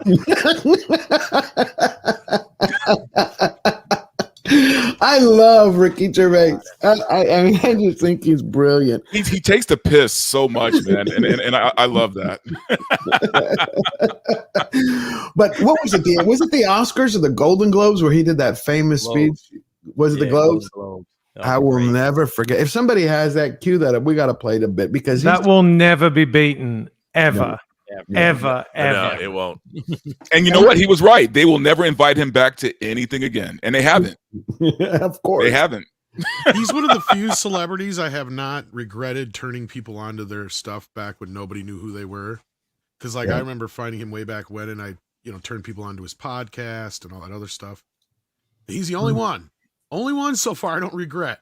Kevin Smith and the rest of them. That's awesome. Oh, Robert Meyer Burnett. We got a happy birthday for you from Eric K for $2. You guys have kept that going since February. Thank you. Happy birthday to Robert. We should sing happy birthday to him. Okay, we can sing it. Happy birthday. Don't do that. Come on. If anything, what you want to sing, this is for Verbal. Verbal, did you get this? I did. No. I haven't gotten it yet, but I got the video you sent me. Oh, and so now that's on my list. It just came in. This is the wackiest thing that's come out in 2024. I'm not sure. I don't care. I have to have it. You have to have it, dude. I have the Warriors board game. Okay. Oh yeah. Well, this is so Lin-Manuel Miranda. Now I can't tell you if this is they want to make this as a musical. This is a 2 CD concept album. Okay. Based on the movie The Warriors from 1979. Yeah, that's insane. It's the most random. It's got incredible talent on it. It's insane. And by the way, they gender swapped the Warriors. Oh no. What? They're girls. Oh, come on. You can't. And that is why I don't want to see Hamilton. this, dude. Okay, they already had the women in there. They were called the Lezzies. Yes. The Lizzies. The Lizzies. I know, but I call them the Lezzies on purpose because we all know. In here. But they were Lezzies. But yes, the Lizzies. The Lezzies were Oh yeah, what are they now? A bunch of trans men? Like, this is the problem. I don't trust Lin-Manuel. I don't trust anybody anymore in current Hollywood to do anything, period. Sorry, Robert. I know you're enthused about this. 5 boroughs and a DJ. Here's the entire cast right there. Oh no! Oh, it's great. It's great. This is and all different musical styles. It's one of the most insane things that anyone's ever done. I'm just, You know what? My thing is, if they do a musical, that's fine. On Broadway, I don't care because I probably won't watch it. But if they try to make a remake of that movie, man, I will actually probably go to jail. Tony Scott, before he died, he was scouting. He took his own life on the bridge in San Pedro. They were going to shoot the sequel. He was going to make a remake. And that's why you don't touch it. of Yeah, Warriors. it's no, I don't cursed. think they should either. But It's cursed. Don't touch it. I agree. Well, the We both original love it. film should have been a bigger hit than it was, and I know you know this, Robert, and probably Verbal, but like the movie got pulled from theaters not because of any other reason than people were complaining, thinking it was gonna make all these gangs go nuts in the cities. When actually, like, they were actually just going to see the movie and having fun, and you actually had people from multiple gangs in the same theater getting along, watching the movie. But because of That stupid is a politics, miracle. they pulled the movie from theaters while it was, because the people behind it are so pissed because they're like, this movie could have made so much more money than it ever did because It's of still the, great. the bull crap that And the was pulled 4K on that it. came out last But you know year. what though, man? Yes, it's amazing. And the cult following though can't be beat, man. Like people have kept this movie alive through I can pure dig it. love. Pure love. But the I actually Warriors, can I just say I actually worked with Walter Hill. You as did? well. I did, yeah. Really? Genius. Yes, Come on. he directed me. I play the lead in it was going to be a TV show called Mad Science War, which was basically loosely based on the life of Whitey Bulger. Oh, And wow. Yeah, and it was Dana White produced it, and I was the lead, so I got to know Walter pretty well, which was kind of cool. So what kind of nice guy. That's awesome. Vision. He had a great guy, visionary. he's amazing, and you know what? He would not be down with it going female. I can tell you that. Like he said, when he called me, when he told me I got the gig, he goes, "Well, I just asked them who did I think that would be able to come into the room and kick the shit out of everybody else in there, and it was you. So you got the role." And I was like, "Okay, wow, that's then." amazing. Yeah, and he was a really he's a gentleman, like a really, really awesome person to work with. Yeah, just a genius. That's good to hear. Yeah. Well, we had another genius who was speaking the other day, but I want to wrap this up first. Then we're going to get to Robert Zemeckis. He did an interview on, I think it's Happy, Sad, Confused podcast.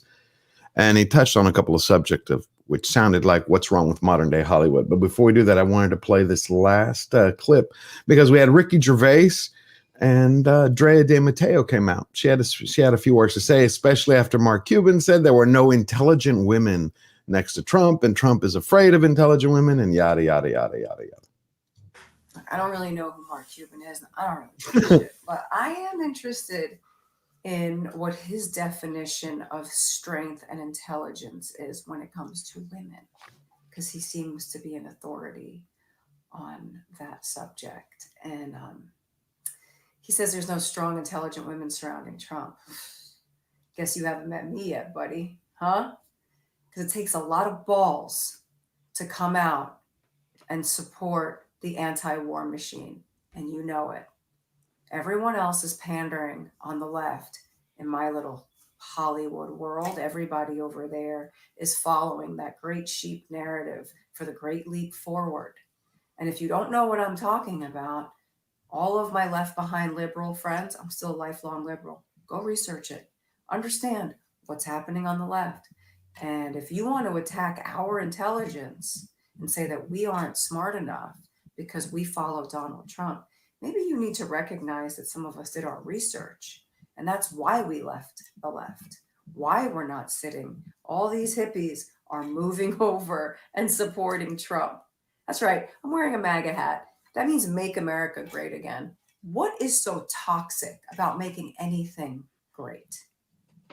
How nihilistic has society become that you will listen to the people on the left trying to lead you into complete war and destruction and darkness?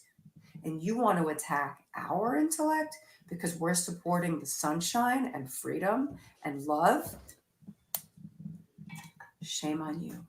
I don't know who you are, buddy, but you are not thinking about my children when you make comments like that. Don't talk about the moms of America supporting Trump because we know what's up. Bad move. See, the thing about her is she's a liberal. I mean, she's not a conservative. She's talked about it many times, which is why I love having multiple points of view. You're conservative, you're liberal, you're an American. I want to hear it. We can debate it. But the feeling of that is authentic to me, completely different than the Avengers and Harrison Ford and everyone else. So I believe that more. To me, that comes from the heart. What about you, Robert? Well, because there's a difference between a leftist and a liberal. right? I've been saying that for the longest time. I am an old school 90s liberal, right? And I have seen where the party has went. They have gone so far left that, like Bill Maher said, I don't even recognize it anymore, right? So where does that leave me? I mean, honestly, it's I consider myself now politically homeless, because I'm not going to be on either side. But in my heart of hearts, I was still that old school liberal, you know, fighting for, you know, legalized weed and no censorship and freedom, you know, because that's what old school liberals fought for, is freedom. Yep. To do what we want to do and not be told by the government that we can't do it. Absolutely. But that party, that party doesn't exist anymore. But here's the other problem, Verbal. It doesn't matter what you see yourself as, does it?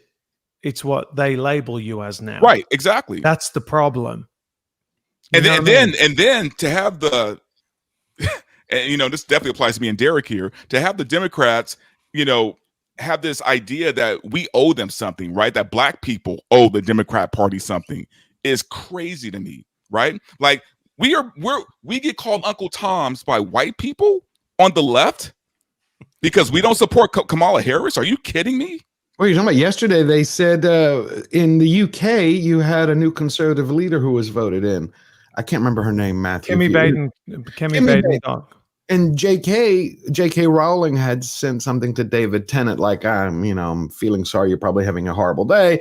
And there were articles after articles which were saying, meet the new black face of white supremacy for the United Kingdom. I was like, are you kidding me? Yeah, and you know what's interesting about that? If you watch and I know the gentleman on this call, on this panel will agree, what J.K. said was basically she doesn't care about her color.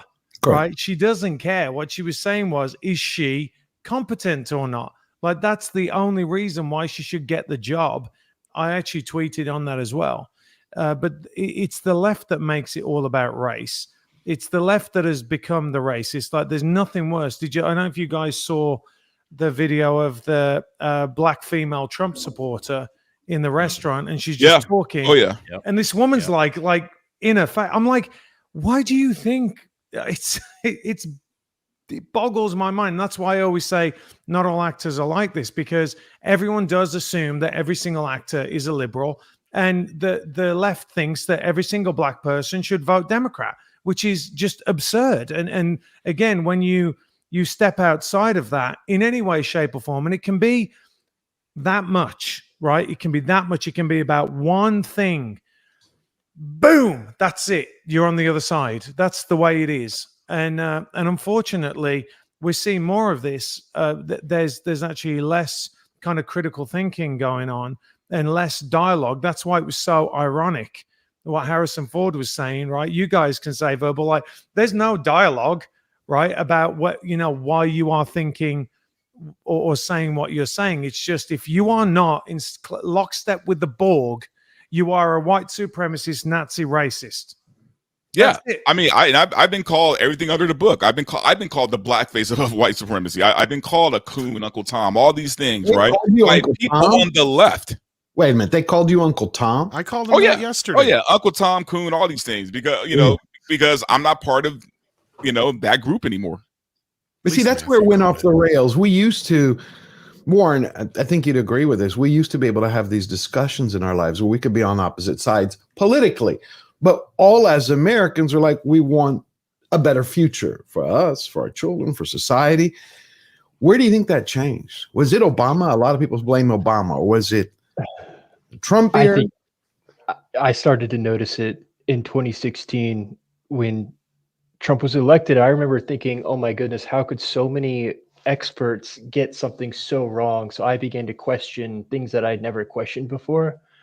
And I was in graduate school at Emerson at the time. So I started running into my own experiences with things that were overtly racist. And they thought they were combating racism, but they were telling white students to not speak during this class and to concede your space. And I remember just thinking, is that not antithetical to Martin Luther King? And absolutely. So that's what launched me on my own journey. I just noticed a drastic change in 2016. Yes, things were in the works before then. That was a catalyst, but that's when I would identify it.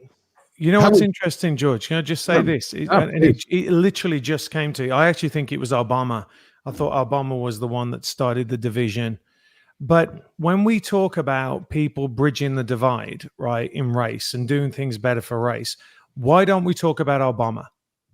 Exactly. Why do we go back to Martin Luther King, right? Why don't we say, well, look, you know, President Obama said blah, blah, blah, and he did this and he healed the nation, right? We don't say that at all. And I also think that it's important to note that we can all still have this conversation, right? Verbal, you just said that you consider yourself to be a liberal. You don't feel under attack or you're not going to get called names. So it's only on one side for them. I'd say for the most part. I mean, of course, you get some crazy maniacs, the outliers. But if you are a liberal, we'd have liberals on here. Well, We'd well, have it's not leftists on that here. I'm a liberal. It's that I've embraced both sides, right? Yeah, but you know Liberal what I'm and saying. conservative. Yeah, you know what I'm exactly. saying. Like you know, Classical Mike, you liberal. said you're political. Yeah, but I always say liberals like not a leftist, right? A liberal, Right, exactly. is I'm someone not on who's the left. open-minded. Yeah, Right. I get what Matthew's saying too, and it kind of goes back to the video because she made a good point about how I never really thought too much about it, how it's got to be really tough for women right now to come out and say they support Trump, because that means that video you guys were just talking about, I saw it the other day, and it's like this woman just interjected herself into a conversation she had absolutely nothing to do with and started this whole thing because a black woman dare say she wasn't going to vote for Kamala. Right. And I have a feeling that a lot of women face this in their daily lives. I mean, a lot of, like, I have my disagreements once in a while with my friends that happen to be on the left and my family that happen to be on the left. But for the most part, my friends that are guys, we just kind of agree to disagree and walk away from it. Right. Women, I can see that being a bigger problem. And But those are friends, man. This woman didn't know this woman from anybody. Exactly, And she felt she had the right to get in that woman's face. Which video you are talking about? Confront her. Okay. I'll see if I can find it, but no, and I get what you're saying, Verbal, and that's kind of my point. Is I can't imagine what some of these people are dealing with their own friends and family, because I think that's kind of the point she was making, is that it is extra tough for look at what, like, even J.K. Rowling, who is by all means basically a left-leaning individual. Yeah. Until the trans thing, she was a hardcore leftist, and that's exactly like it doesn't matter. You have one little blotch. You can't have one little thing that doesn't go with their narrative, basically, or their mindset. How do we break that? How do we break through that? Excuse me 1 second. How do we break through that, Warren? Have you found a way to break through that? I tried. I tried using facts because there were people, but you don't know this. I've only shared it once with the audience 6 weeks ago. I had to deal with a situation at work where one of our biggest clients, and we had a confrontation with social justice warriors. And I tried using facts with them, just going one by one, because they're like, you made these videos and I think this was a lie. And I think this was a lie. I'm like, well, no problem. Let's sit down. None of it worked. I went through pulling papers, articles up. Here's from CNN, since you trust them. Here's from New York Times. Here's from Conservative. And they didn't care. You know what their response was? The lies don't matter. They're fighting for a greater truth. Yeah. There's a real cost. This is something I've struggled with, that when I go home to North Carolina, where I grew up, and I see those childhood friends, it hit me. I forget when it was, like over the summer at some point. And it was the first time I had seen those childhood friends since, like, okay, that video going viral. Then I started making videos on YouTube, and they're watching the videos, and they sat me down, and they were genuinely like worried and concerned and really emotional about it. And I took the approach that you're taking, and I tried to walk through why I think that a mother with a 6-year-old has the right to be concerned about being exposed to male genitalia in the changing room. That alone seems like it would be logical, but it was just not connecting. And they were saying, no, but that's morally wrong to question these things. And J.K. Rowling is transphobic, and you're wrong. And it's very different. There's no way to answer why, because it's not rational. So the question is, what do we do? The only solution I could see is to trust your gut, be true to yourself, and continue on regardless. And I say to them, I hope one day, I do believe one day you'll look back and you'll understand all of this. It's not going to be today or tomorrow, but hopefully, and I believe that's true. Good. Robert, I didn't mean to cut you off. You want to say? I think this is just a personal theory. but having been in the YouTube space now for 9 years, I've seen this. And I think what has happened with people in general is we have become removed from the actual reality of day-to-day life.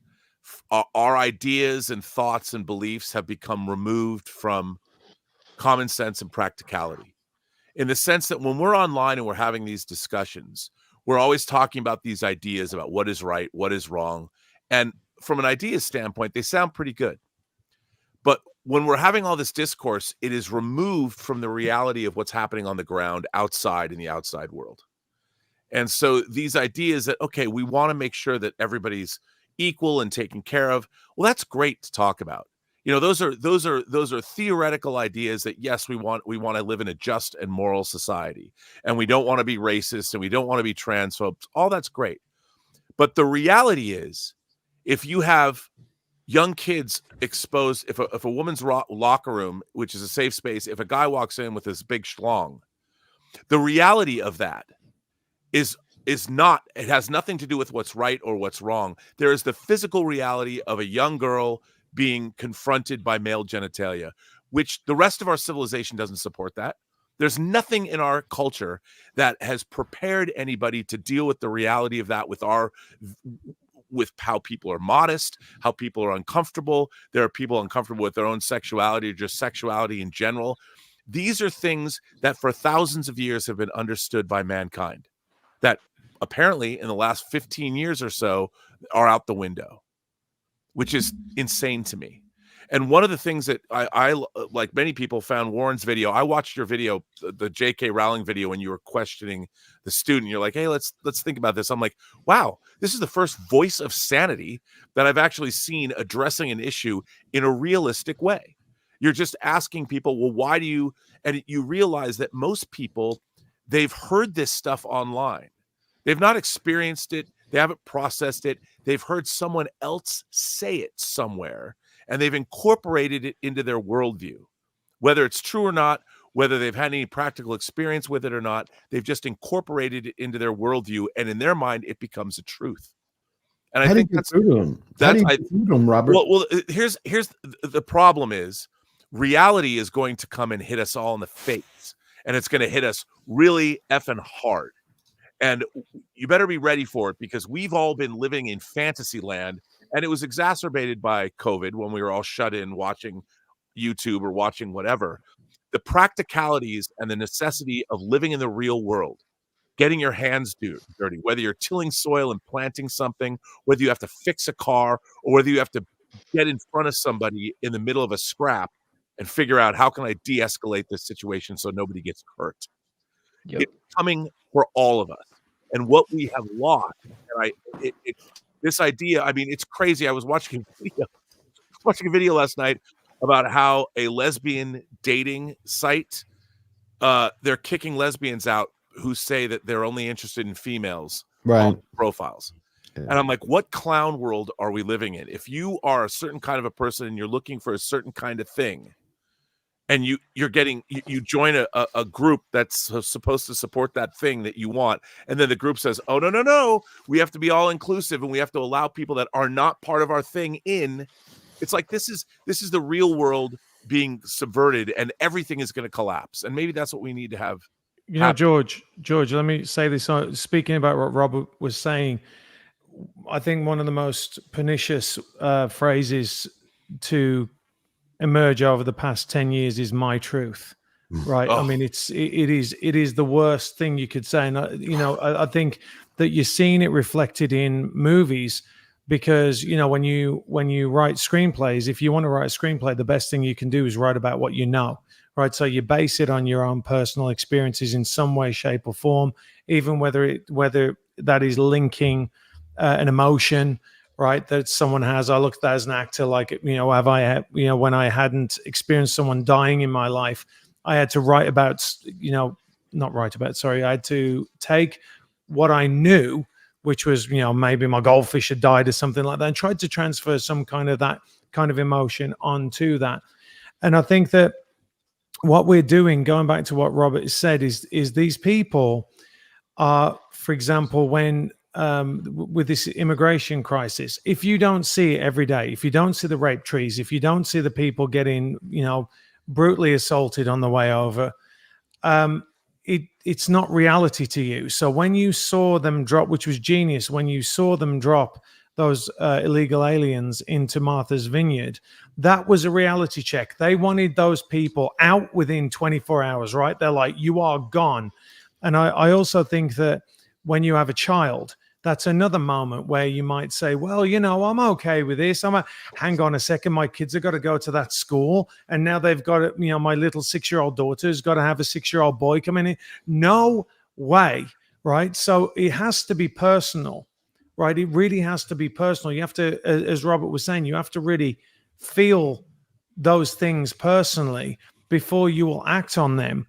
And because America is so big, right? It's so massive that we've been taking in all these immigrants, for example.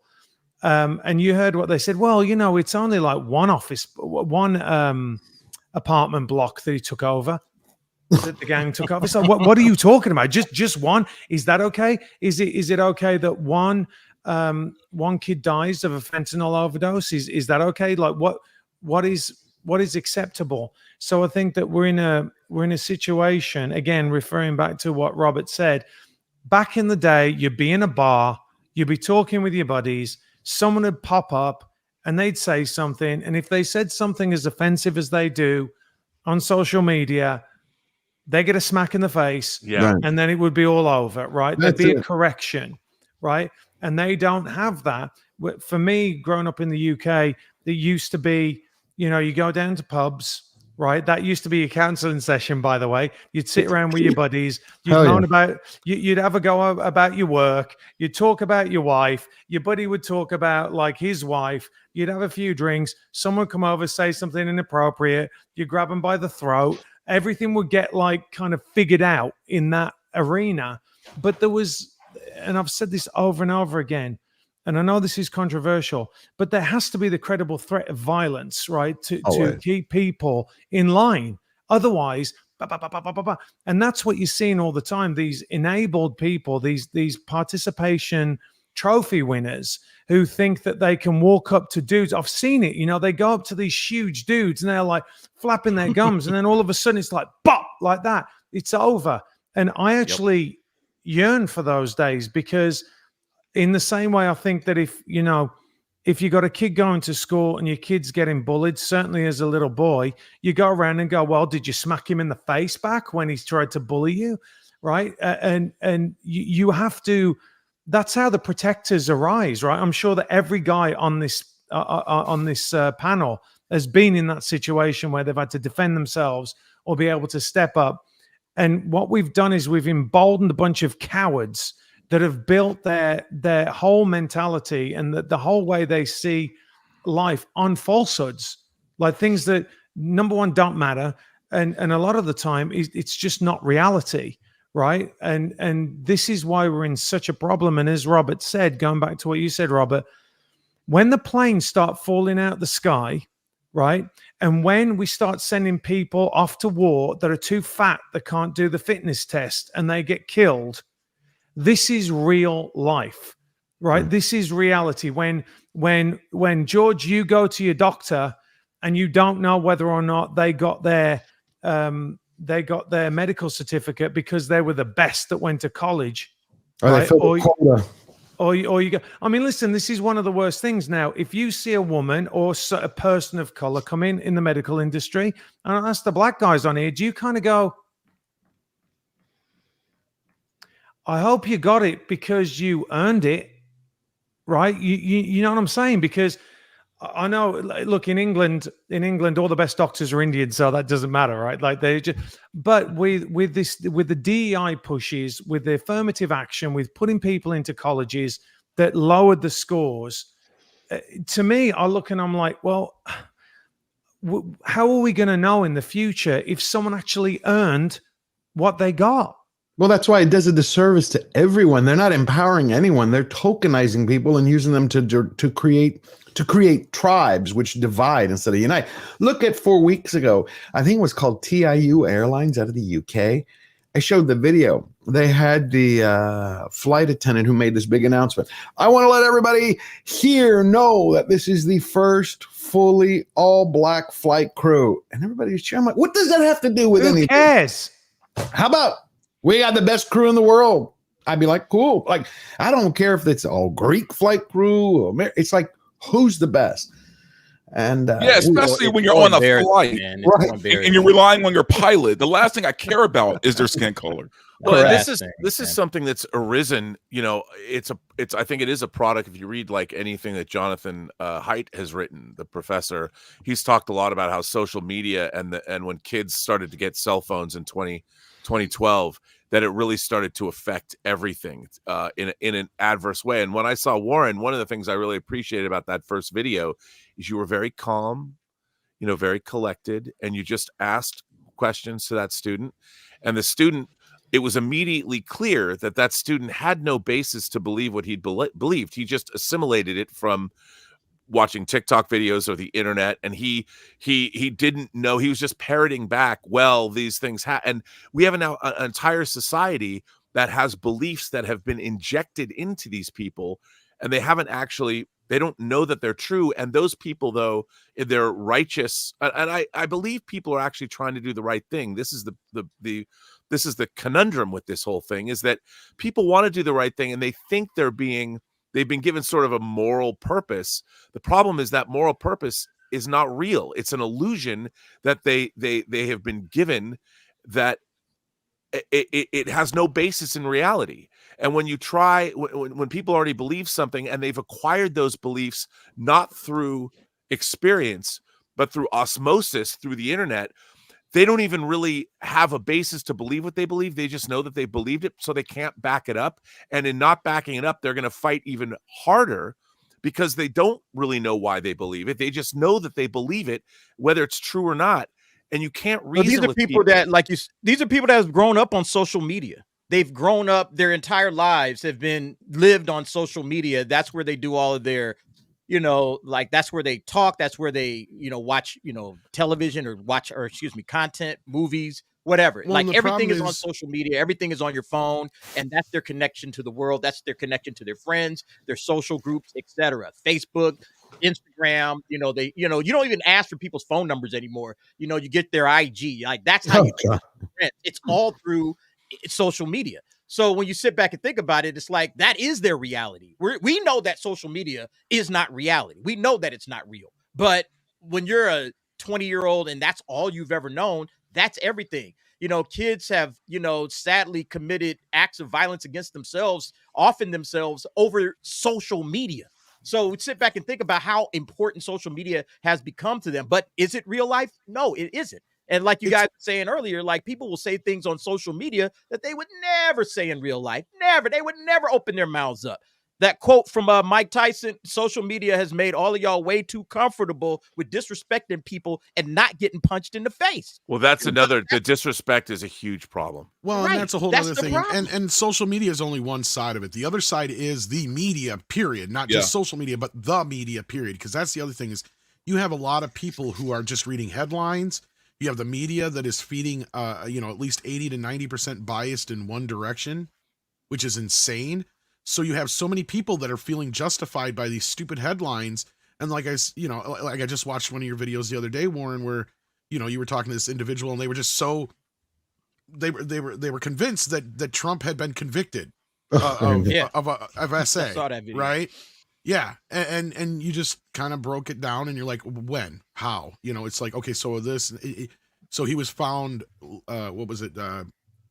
Liable for the sexual, but it had nothing to do with the other thing, basically. Correct. So like and at the end of the conversation it kind of all fell apart. But that's what these folks like to do sometimes, is they'll throw something like that at you and then they'll bypass it so fast that you have no chance of even addressing that, which Warren, of course, you know, this is what I love about your approach. Like you don't let that pass, right? You're like, okay, let's back it up a little bit here and go back to that and address that first before we even go any farther, which, you know, you're able to do so well, which a lot of times is not so easy with some of these people, because all they do is scream over top of you.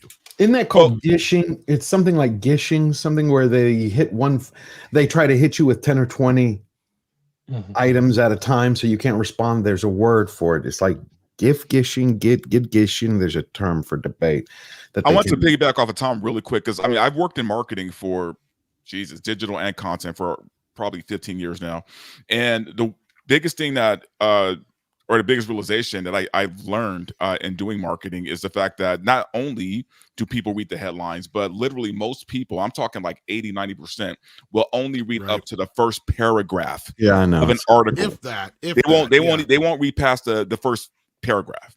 So they're not even reading the whole article. They're reading a headline and a little bit of the first paragraph to,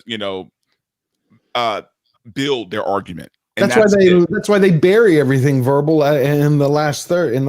Right. At the end, they'll say, "Oh, but this is this isn't a trusted source. This is this." But they save that to the very end because they know you'll never reach the end of the article. All right, that's why I've been reading this study called Experiment. I think it was Experiment 25 by Universe 25 by John Calhoun. It's like he put all these mice together.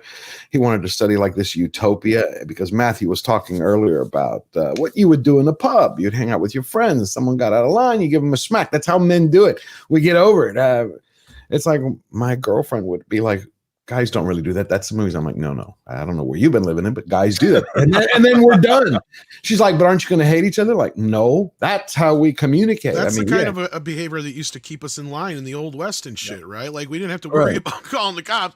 Somebody screwed up. You just have to worry about somebody else kicking your ass. And by the way, so I've been there when one of my friends has got out of line and we've taken care of business with him. We've said to the other guys, hey, listen, no, listen, dude, what are you doing? Shut up. You're out of order, like blah, blah, blah.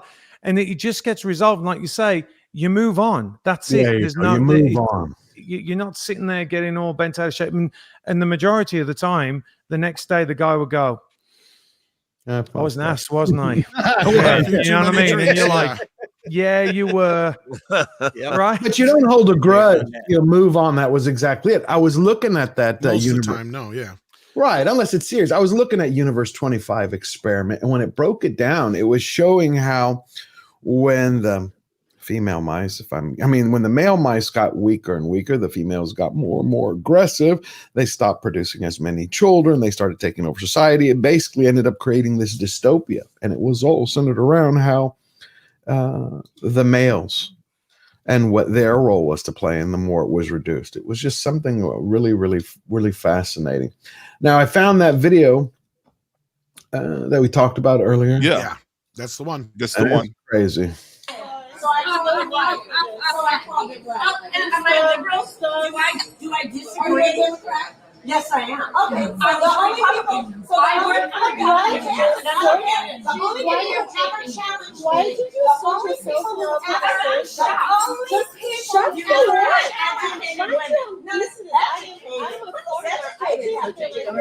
means that you understand what somebody is saying. Okay. I think we know second and accused of espionage, indicted for espionage. Like I said, the only people who ever challenged it are white Democrat women. Did you hear that? That's key, because we showed that at the rally, the Kamala Harris rally. They were all like white suburban, white liberal women. I don't think they're liberal. They're cultists. It's something, because they're not thinking. Everything was feelings based, not facts based. No, but this is the typical Democrat voter right here. This woman in the pink. Yeah. And this is what I was saying. I mean, can you imagine if these people talked to a stranger like this, how they would treat one of their friends or family, possibly, if they disagreed with them? Horrible. It's like I saw another video the other day, and I see him so often, where this like girl was just screeching and crying. She's About like, her dad. yeah, you Trump, you son of a bitch, you took my dad away from me. It's like, no, you took your dad away from you. Yeah, that was a really weird video. 35-year national national security expert. Yeah, okay. That's kind of a problem right there. Right. Their names on that list, guys. The national security experts. They're so sane. But this is another thing that without practical, like for instance, obviously the United States and the UK both have immigration issues, migrant issues. Now, the first thing you want to do if people are looking for political asylum, the first inclination is you want to help people. Mm-hmm. You want to help people, which is a good impulse. But the thing is, there's also the reality.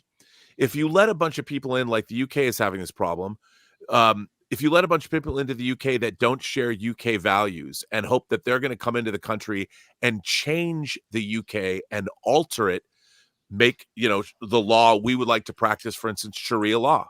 We want Sharia law to be part of this neighborhood. Well, there is where it's like, you don't get to immigrate to a country and then decide or try and change it from within. And once that starts to happen, then it arises, well, should we let any people in anymore? And the answer to that is, unless you are going to, if you want to immigrate to this country, you must accept the laws of the land and the social mores, and you have to treat people and act the way we expect you to act. Otherwise, you can't come in. And then when people start to hear that, which is a practical, realistic concern, and someone says, well, somebody gets up and says, we shouldn't let these people in anymore. Oh, we shouldn't, because what, are you a racist? And it's like, you should have to assimilate, right? That's the word. The fabric of our civilization relies on us believing in the same things. If you're going to come to this country, and the one thing about America, the reason that America attracts people is, for the most part, America is still a place where people can come and create a life for themselves. I used to live down the street. I passed by the 7-Eleven every day. Quick story. I passed by the 7-Eleven every day for about 5 years, and I would stop in and get coffee. I like getting coffee. I like the 7-Eleven. They have all the stuff you can put in it. And I talked to the guy who owned I made friends with the people that owned it. And the guy who owned that 7-Eleven for 38 years. And when he moved here from India, he was able to start a business, franchise a 7-Eleven, and he picked a spot where the freeway wasn't finished yet, and he knew the freeway was going to come through, and it became a very lucrative business. He was able to bring his family over, and he made a life for himself with the 7-Eleven. 38 years he had worked there. It was a thriving 7-Eleven. It was almost like a Cheers bar, but it was a 7-Eleven because everybody came in and he had this customer base. And I'm like, that's what America's all about. You come to America, you want to work, you want to build a business. America is a land of opportunity. You can do whatever you want to do, but you have to work for it. You don't get to come here and not be a part of the American tapestry. Well, not anymore, Rob. Now you can just come here and get set up in a nice hotel and get, $5,000, food stipends and all kinds of stuff. And this is a problem. If you're an American. This is a problem. The values of America have changed over time. It used to be about freedom. Freedom was the number one value in this country, and now that is no longer the case. The reason that they're allowing people in is because they feel equality. Everybody has to have an equal opportunity to get whatever it is they can get in this world. And that's just not a realistic situation for anybody. Every country has its, pluses, its minuses. If you are running from a problem in your country, if you're seeking asylum, okay, maybe there's some serious issues going on in your country. I feel like if your country is falling apart and there's problems, you need to stay in that country and fight and figure out what we need to do to get back on the right track so that you don't try to come over into somebody else's country and implement your values. Our values are freedom. And yes, you will be allowed to live here under freedom. But again, what we've seen from the leftists, if they want to push equality, and they want to make everybody equal, and they're going to make us pay for that. That's why. But they're not pushing equality; they're pulling equity. Hold on one second. Matthew has equity, equality. You're right. You're absolutely correct. One second. Matthew has to get going real quick, and then we can pick this back up because I agree with you completely, DA. Matthew, you're not kicking me out, though, dude. I'm not going. I'm staying. You're not getting rid of me. I wish you could say, yeah, that'd be great. It's always great to have you on here. Please, everybody, go subscribe to Matthew. He's incredible. You have to see his daily live streams that he's been doing. I'm trying to convince him we need to do one together because this guy is brilliant. Go check him out. I hope you have a blessed day, my friend. Anything else you want to say or push or something you're doing special? No, that's it. I just want to thank everyone on the panel for coming on and everyone that's watching. It's really, really enjoyable to be here. So thank you. Thank you. Thank you. Have a wonderful weekend. DA, you're exactly right. We used to be about the country. We used to be about freedom. But then you turn around and you get something like this and you see it. And now they've come out. That's one of the things I thank Trump for. He unmasked people. Vanessa, we all know we've streamed with her. Gothic, good friend of mine. She was giving a lecture at a university, and here was what someone had to say. I became a communist because I got tired of seeing the oppression being instituted by imperialism all around the world. We are genuinely trying to overthrow the government and create socialism in the United States. Are there any areas that match your ideal framework of what a communist society would look like? Oh. Not. Our ideal communism is something that we're going to create for the first time since Russia created it in 1917. In the near future, in the United States and all the countries around the world, for socialism is international or it is nothing. One of my good friends, Lily Tang Williams, she actually grew up at the tail end of the Cultural Revolution in China. She tells me of these horrific stories of the government killing landlords, killing farmers. So when I ask these questions, I don't find it helpful to go back into history and cite a framework that doesn't even exist. I think there's a reason why it doesn't exist. There's a reason why America has lasted as long as it has, and it's not because of communism. Communists, and they also kill pets. But communists, I mean, I still find it shocking for me. Because it's on social media and everybody likes the ideals. It sounds good on paper. It doesn't work in reality. It's been proven. It's been tested. It's been tried over and over and over. And these clowns, because they don't live in the real world and they don't really understand. Maybe I shouldn't say clowns, but that's kind of how they're clowns. They don't live in the real world. They don't know what's really on the other side of communism. So that's why they get out there and promote that crap. But where did we go? Where did we go? When I grew up, they were. And they can see all of this stuff that's happened in history and they'll say, oh, well, they didn't do it right. We'll do it better. We're going to try to implement it again. And so, yeah, you're starting to see that from an international standpoint because everybody is coming across the borders and they're going to try to equalize everything, make, you pay for their stuff. You're going to pay for everything. And, there it is. It's not going to work. It's not going to work. It's going to lead to more chaos and confusion.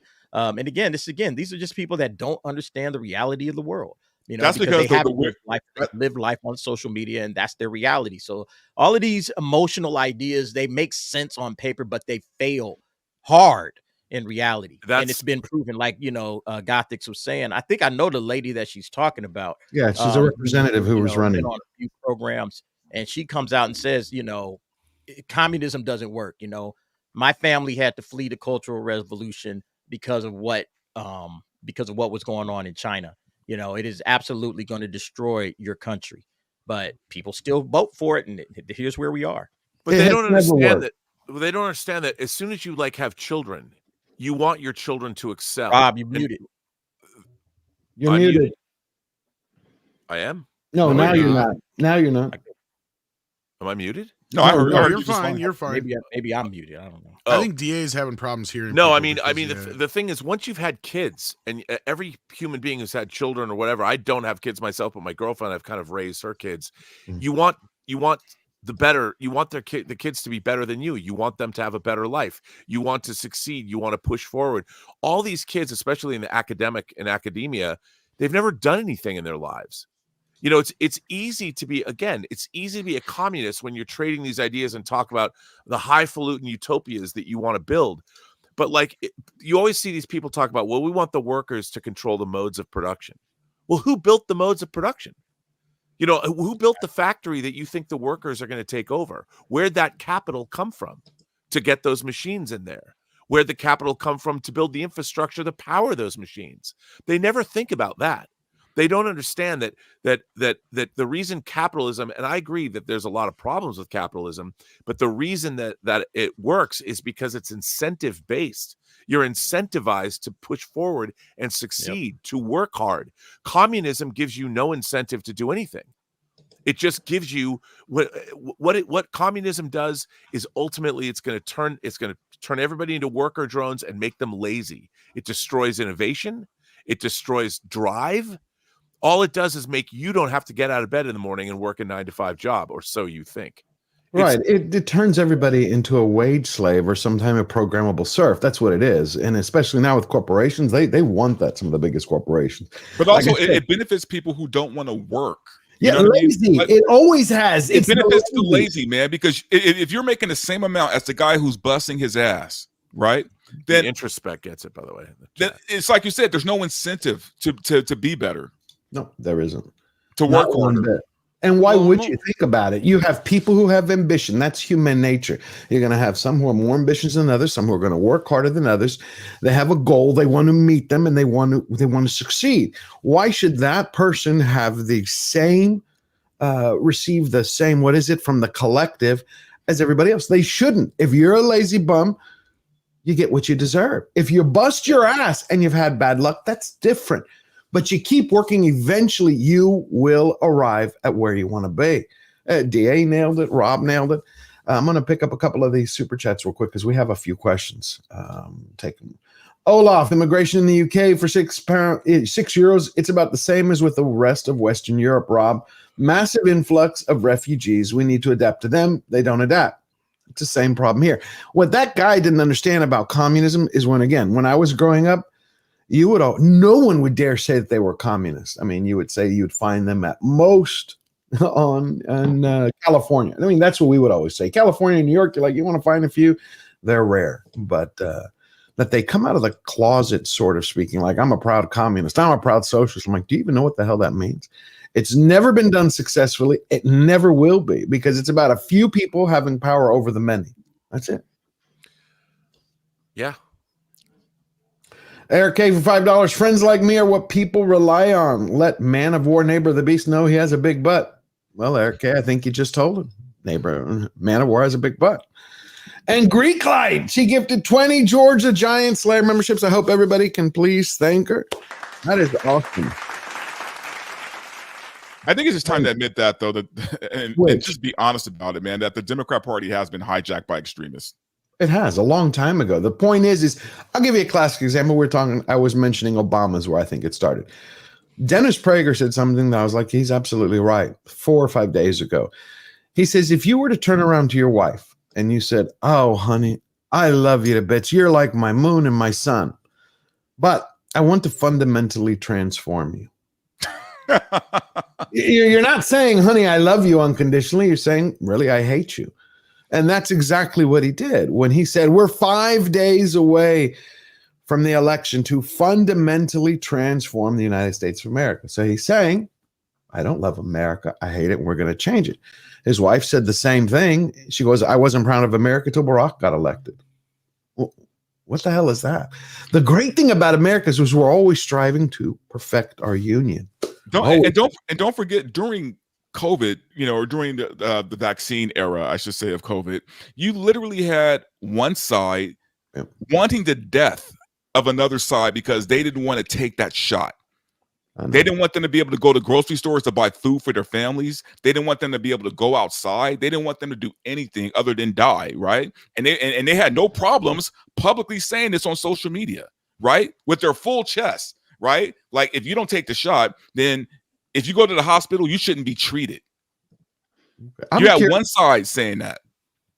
Yeah, I agree with you. Warren, is there, because I always see it in the news, so I'm curious from your perspective, is the talk about communism or socialism still prevalent on colleges, or is it being overblown by the mainstream media, or it's more accurate of a representation?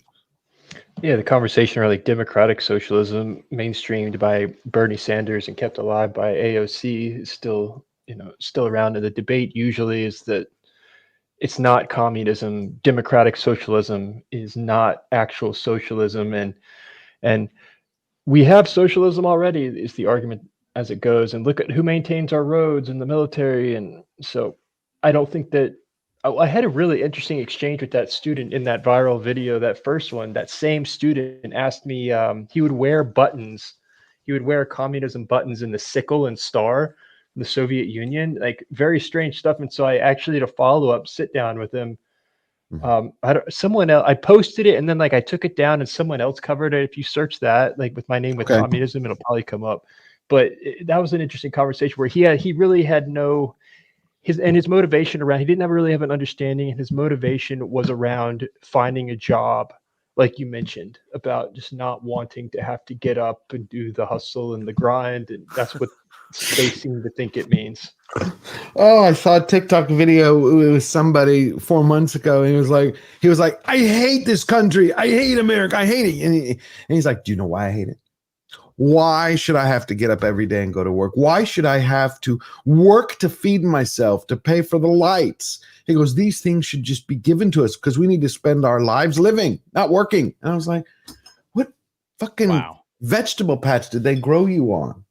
Well, the kids also, part of it is kids they're not employed anymore. Like I had a paper out when I was 10 years old. Yep. You know, every day I delivered 53 papers, and I did it because I needed money, because I had expensive, you know, I collected books and videotapes, and my parents weren't going to just give me money to buy what I wanted, so I had to work, you know, and I would pick up if I did yard work or whatever, and then I started working at a frame store and then a video store, and it was, and I knew that the things that I wanted they cost money.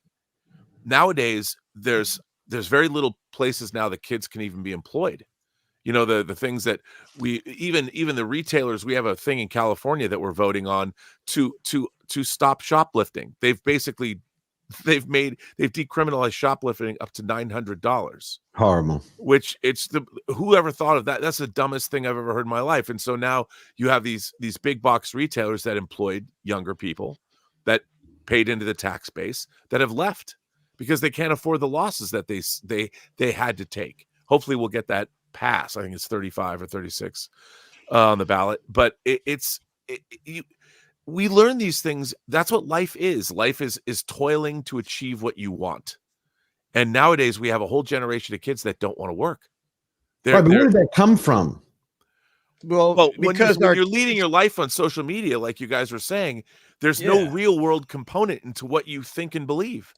What did John Adams, I think it was him that said, I studied war so that my son could study math, or so my son could study history so that his son could study the arts.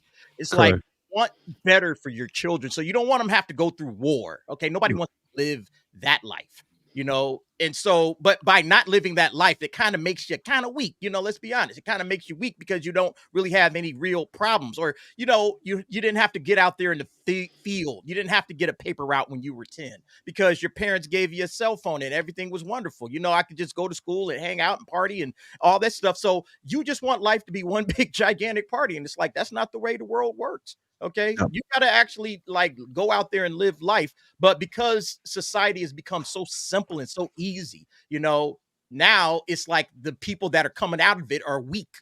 You know, they don't have the, you know, lived experience that we all came up with. I think Gen X is, and maybe some millennials are probably the last of like people that lived a life. You know, we grew up, you know, way different than these kids did, you know, we don't understand it. Like these kids are just so, like, I hate to say the word coddled, but they are.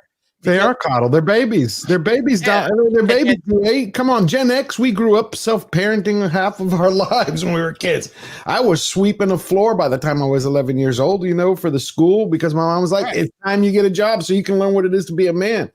She's like, I was like, yeah, they don't grow up like that. It's just, it's easy, it's soft, you know. And so, yeah, I hate the fact that they don't, you know, they don't know how to deal with life. And they're going to find out the hard way, one way or the other, you know, because if they keep voting the way they're voting and putting the wrong people in power, they're going to get the tyranny that's going to, you know, kind of get their minds right, you know, and that's kind of where we are at this point. I think some folks are seeing it, and that's why they're going to be voting for Trump. But a lot of folks still don't see it, you know, and, you know, it's like you see what's happening in Chicago right now. Chicago is kind of like the testing ground, because I think Chicago is seriously going to have a big red wave going through that city. It's just everything that I've been reading and seeing.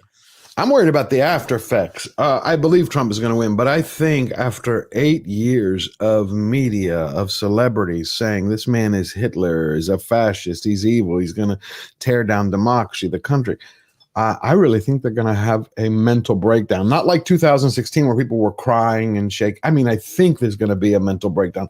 Verbal has said it last week. He said he's going to stay in for a few days after the election.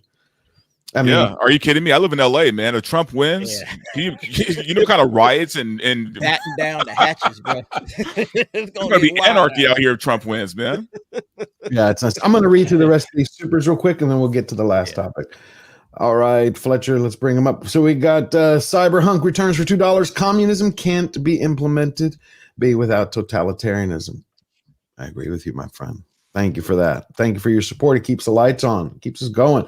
Poopa Jalupa, member for 3 months. Human nature will never be compatible with communism. Amen. It isn't. It isn't, because you're going to have, it's only for lazy bums, I believe. And there, I will say there are probably a few, I've met them. They just don't know any better. They're more, not artistic types. That's the wrong word. They're just in their own flaky universe.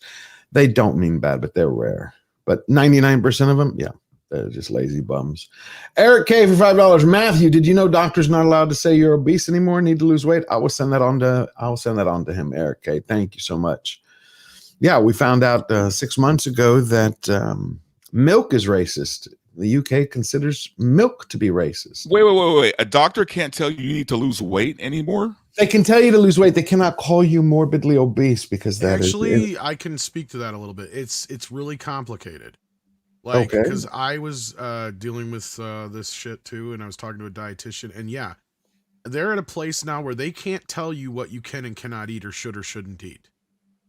Okay, Because I've been. I like laid it out for her. I'm like, I'm a child. You have to tell me yes or no. Otherwise, if you give me any fucking leeway on chocolate cake, that chocolate cake is getting ate. That's all there is to it. I don't give a shit.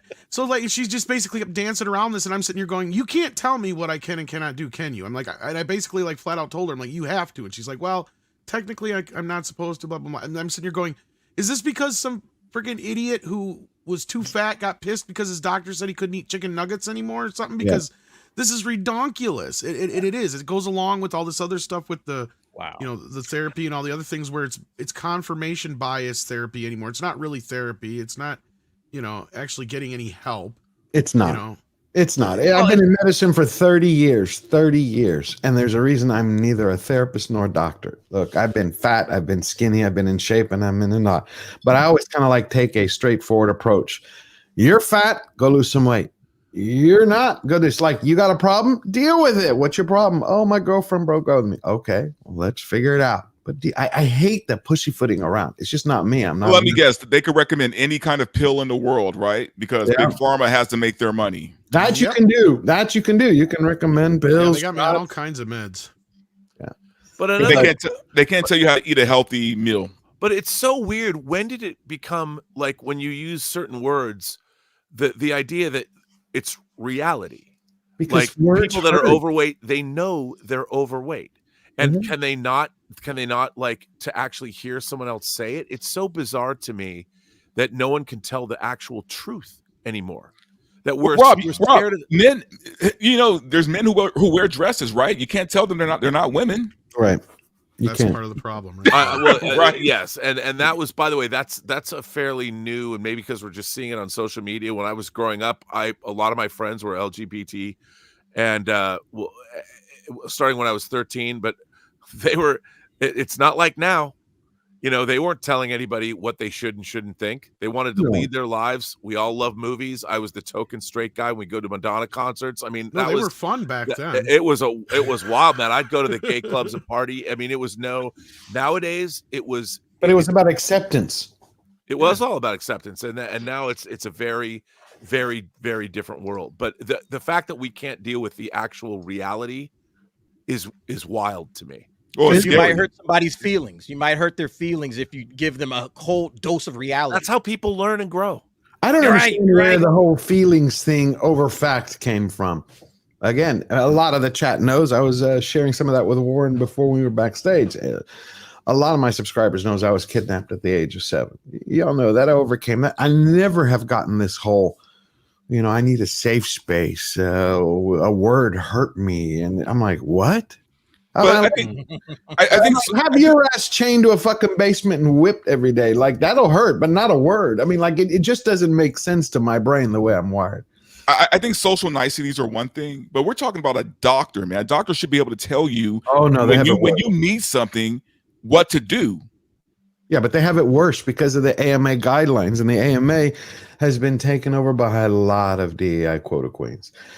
Eric K for $5. Matthew. Oh, we already got that one. Yep, when we were just debating. Great debate. Red French Moon for €5. Leaving real world capitalism for financial lead to occupy Wall Street. They got scared, so they decided to divide with wokeness and break the middle class. Yep.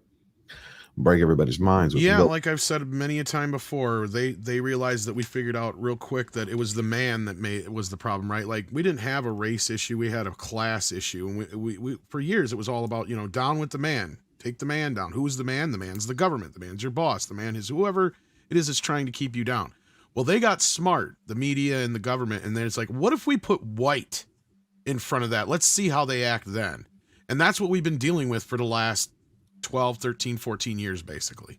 Yeah, that's because the fact that they couldn't push a leftist ideology based on a class war, so they did it based on racial division. They're like, let's turn everybody into Well, and gender division as well. So basically the government has turned around and told everybody who isn't white, like, you know, all the problems you're having, it's because of that white man over there. Exactly. Olaf for €2, and the center people are left out in the middle. That's when we're talking about how Dante felt like he was left, and he not left, that he was left by his belief, the party that he used to believe in, or the ideologies, and how so many people feel like that. Yeah. Thank you. Olaf. And I lost a lot of liberal friends just because I kept asking questions about things that they didn't like me asking questions to. I agree. Jim. They mistake questions, though. They mistake the questioning for you being disapproving, or you being a bigot, or a transphobe, or a racist, whatever you want. Whereas I believe that we come from a questioning tradition. Yeah. That's the whole point of education. That's the whole point of growing and learning, is to ask questions of other people and to really listen to their answers. Well, especially our generation, right? Gen X, you know, we didn't just listen to people. But what happens when you ask questions that people don't really know what happens when you ask a question that people don't know the answer to, and they're like, they really haven't thought through their beliefs. They're just acting off of emotion. They don't really know why they do what they do. And it's true. That's exactly why we're where and we're so at. what happens is then you floored them. So when you ask them a question, they got their dukes up, like, well, I don't really know. And now I feel like you're challenging me. And then the emotion comes out. And now you've lost a friend because you actually have a question about what it is. And they haven't thought about it, but their emotions won't allow them to think. They're just going to keep on going down that same line until reality smacks them in the face. And then they'll wake up, but not until then. But that's one second. That's exactly what Warren and a lot of his videos are about: critical thinking, about how to get people to critically think. I mean, I think that's one of the most important. And he got fired. Right. I mean, watching that video of him teaching a student, I'm like, every teacher should be like that guy. Yeah. That was the first thing I thought when I saw that video, Warren. I was like, that's the kind of people we need educating our young right now. Yep, absolutely, 100%. Hey, Warren, can I ask you, what was the reason they fired you? Like, what was the legal reason? I think they had been looking for something for a while. The legal reason was uploading something to YouTube. Yeah, it was And this is it violated some agreement or whatever. Yeah, but it showed you were a hell of a teacher. Well, and Warren's an example of what we talk about every day. It's like, sure, Gina Carano is somebody that most people will know and most people can talk about. Most, you know, when you bring it up, and it's a good example of somebody being canceled by the left. But when I bring up people that are everyday people that are being canceled, and people are like, oh, that doesn't happen. Yeah. It doesn't really happen. It's like, are you kidding me? People like Warren are an example of just that thing. It's like, no, yes, it's happening on more of a level than you think. Police officers, teachers, doctors, lawyers, you name it. Everybody who you could probably think of has probably been canceled at one point or another just because they either said, you know, make America great again, or they liked a tweet that was pro-Trump or something like that. Yeah, it's insane.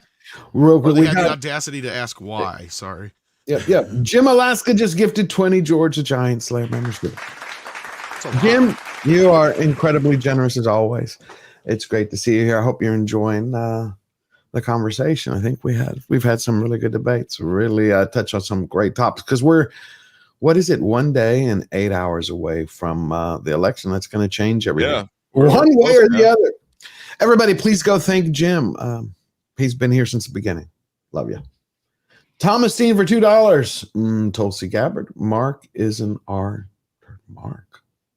Mark. Am I missing something? Mark. Artard. I know I got that, but who's Mark? Mark Cuban? Oh, Cuban. I don't know. Oh, Mark yeah. Cuban. I was That's like, what I was thinking. Yeah, that's what I was okay, thinking. yeah, you're right. No, see, there I had my short bus moment. No, you're absolutely right. Mark Cuban, Mark Cuban wants Kamala to win because he was asked what position would he like in her administration. And he wants to be the head of the SEC because he wants to take down Musk. He's a jealous guy who's got, small penis syndrome. He can't stand Elon Musk and pretty much Donald Trump. So the stuff he says is just throwing red meat to his base. I agree. Also, Tulsi Gabbard is hot. Yeah, I just had to say that. I'm with you right there, man. It gets hotter as the years go by. I don't know how that woman is so hot at that age, but she is. I mean, Look at all the smiles Dante did. It's like everybody on the band is like, yeah, man. Everybody shit, thinks woman. it, right? I mean, come on. Yeah, That was you- probably Trump's biggest mistake, was not making her his vice president. I agree. I like JD, man. I like JD, but man, I do too, but I think you'd have a lot less people who could come after him with the women thing had he done that. That's all I'm saying. Possibly, yeah. I thought that, but remember, he had Kellyanne Conway, who was the first woman to ever run a campaign. And you know what they said? Oh, he's just using as winner.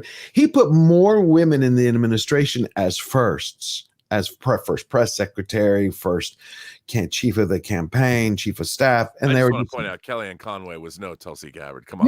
no, she was. I was just making a point that I think the media would have overlooked it like they do. I'm just kidding. No, Yeah, but probably. Tulsi, yeah, I think she's great. Hey, Blue Sunrise for $2. Happy birthday, Rob. Thank you. Eric Longest K. birthday ever. Eric K. for another $2. Happy birthday, Robert Meyer Burnett. God bless Guys. you. John Apocalypse for £2. Need D plus for shows like Shogun and the Bear. Sorry, yeah, that's when we were talking earlier about canceling Disney Plus. I love Shogun. Thought it was one of the shows of the year. And the Bear, I haven't watched it, so I got to. I just wish see a show called Shogun and the Bear. Yeah. Oh yeah. Shogun and the I just wish like Hulu could separate from Disney Plus. I Like, wish you know what I mean? But they're not going to, because I think it's the only thing making Disney any money. Yeah. Eric K. for another $5. We are a constitutional republic, not a democracy. Yep. A constitutional republic has a piece of paper protecting the individual rights against the masses. Very It's much so. something that the citizens of the UK wish they had right now. So not being arrested because of a Facebook post. Yeah, that's All insane. All I It can is. think about now is a Shogun running around with a pet bear. I want this show.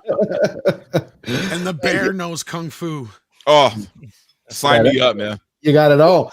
Dragon Master for $5. Trump's going to win. Yep, that's what needs to happen. And the left is so afraid of this.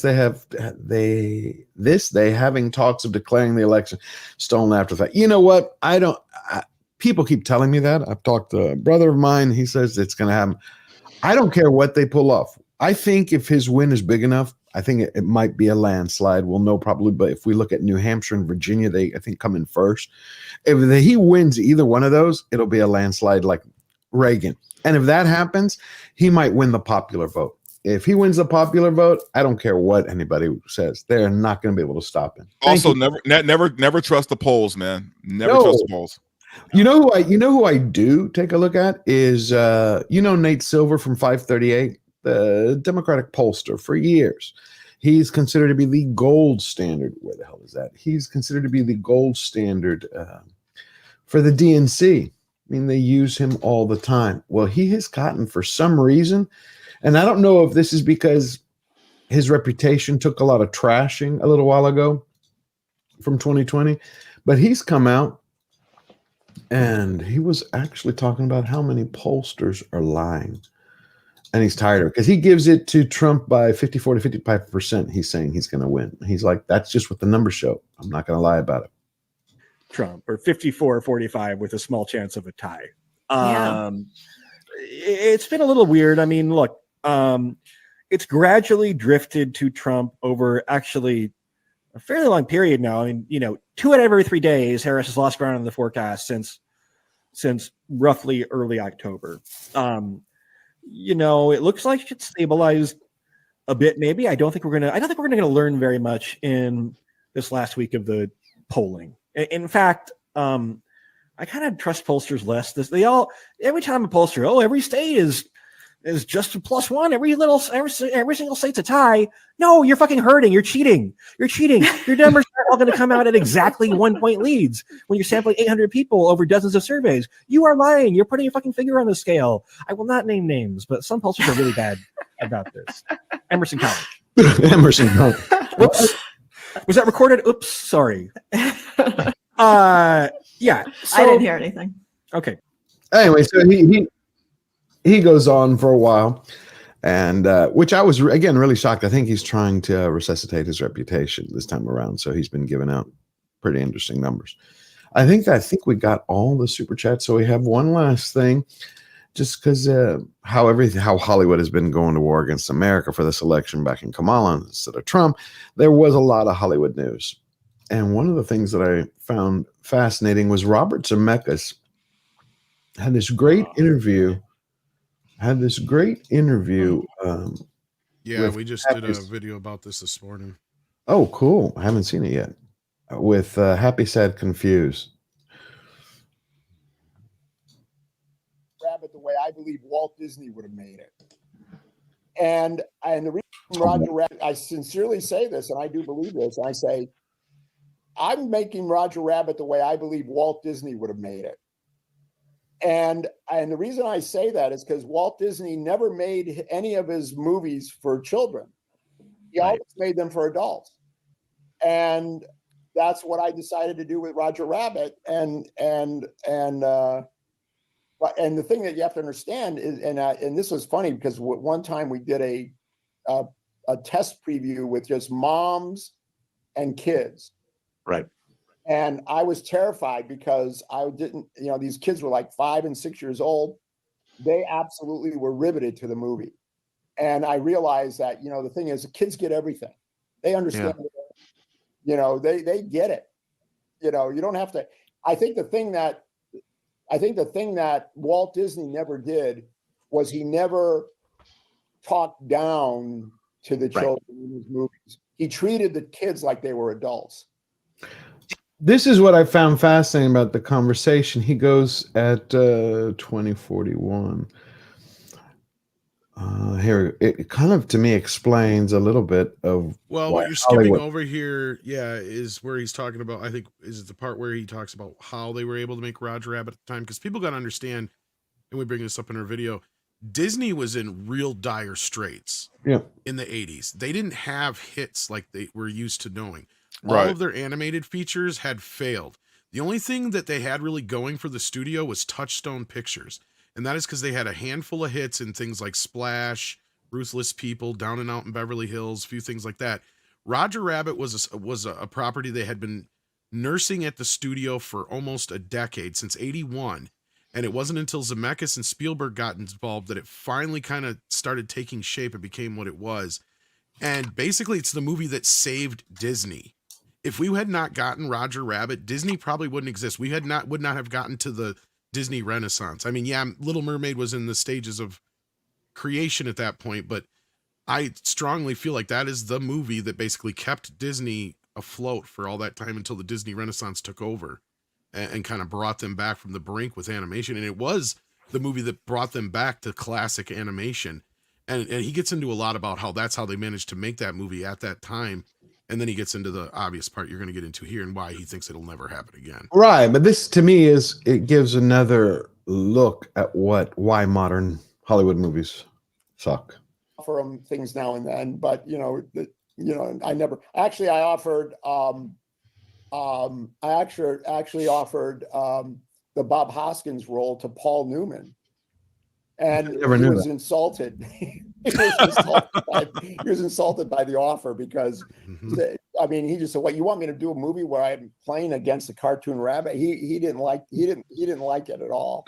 Amazing. Well, you got the right guy for the job. I mean, I remember talking to you many years ago, probably 12, 15 years ago, about Roger Rabbit, and I asked you about the sequel question. And at the time, you told me that there was actually, the original writers had written a sequel that you were really excited about. Yeah, no, there's a good script at Disney, but here's the thing. Here's what you have to know, and you know this. The current Disney would never make Roger Rabbit today. Yeah. So they can't make a movie with Jessica in it. Right. So there's very little. So the Seaman and Price sequel script isn't ever going to see the light of day, as good as it is. Really? Because, I mean, look what they did to Jessica at the theme park. They trussed her up in a trench coat, So they're basically saying she's too hot. That's what I got from it. Yeah. Yep. Not just that, she's too heterosexual, too good looking, which is weird because the trans community has embraced Jessica Rabbit like you wouldn't believe. Well, she's also perfect example of what the male gaze wants. Exactly. That's the main problem. Even though she says, I'm not bad, I'm just drawn that way. Yeah. If you share what I got here, this is what he's talking about. So what they did was they had this attraction at Disney called Roger Rabbit's Cartoon Spin. And so at one point in the ride, it's like the whole point of the ride, or you're going through, and Jessica's been kidnapped by the weasels. Was the original thing. Well, now they've replaced her in the story with these. They just took her out of that equation and made her a detective now. So they've covered her from head to toe, and they've removed her from the other part of the ride. So basically what Robert's saying is the only thing getting in the way of a sequel right now is her being Jessica Rabbit. Because, he's right. There's been sequels that have been floating around at Disney for 35 years. And there's ones that have nothing to do with the other characters, to where even if there was issues getting Warner Brother characters or MGM characters or whatever, they don't matter anymore, because they'll just tell a story about the Roger Rabbit characters, and that's all it has to do with.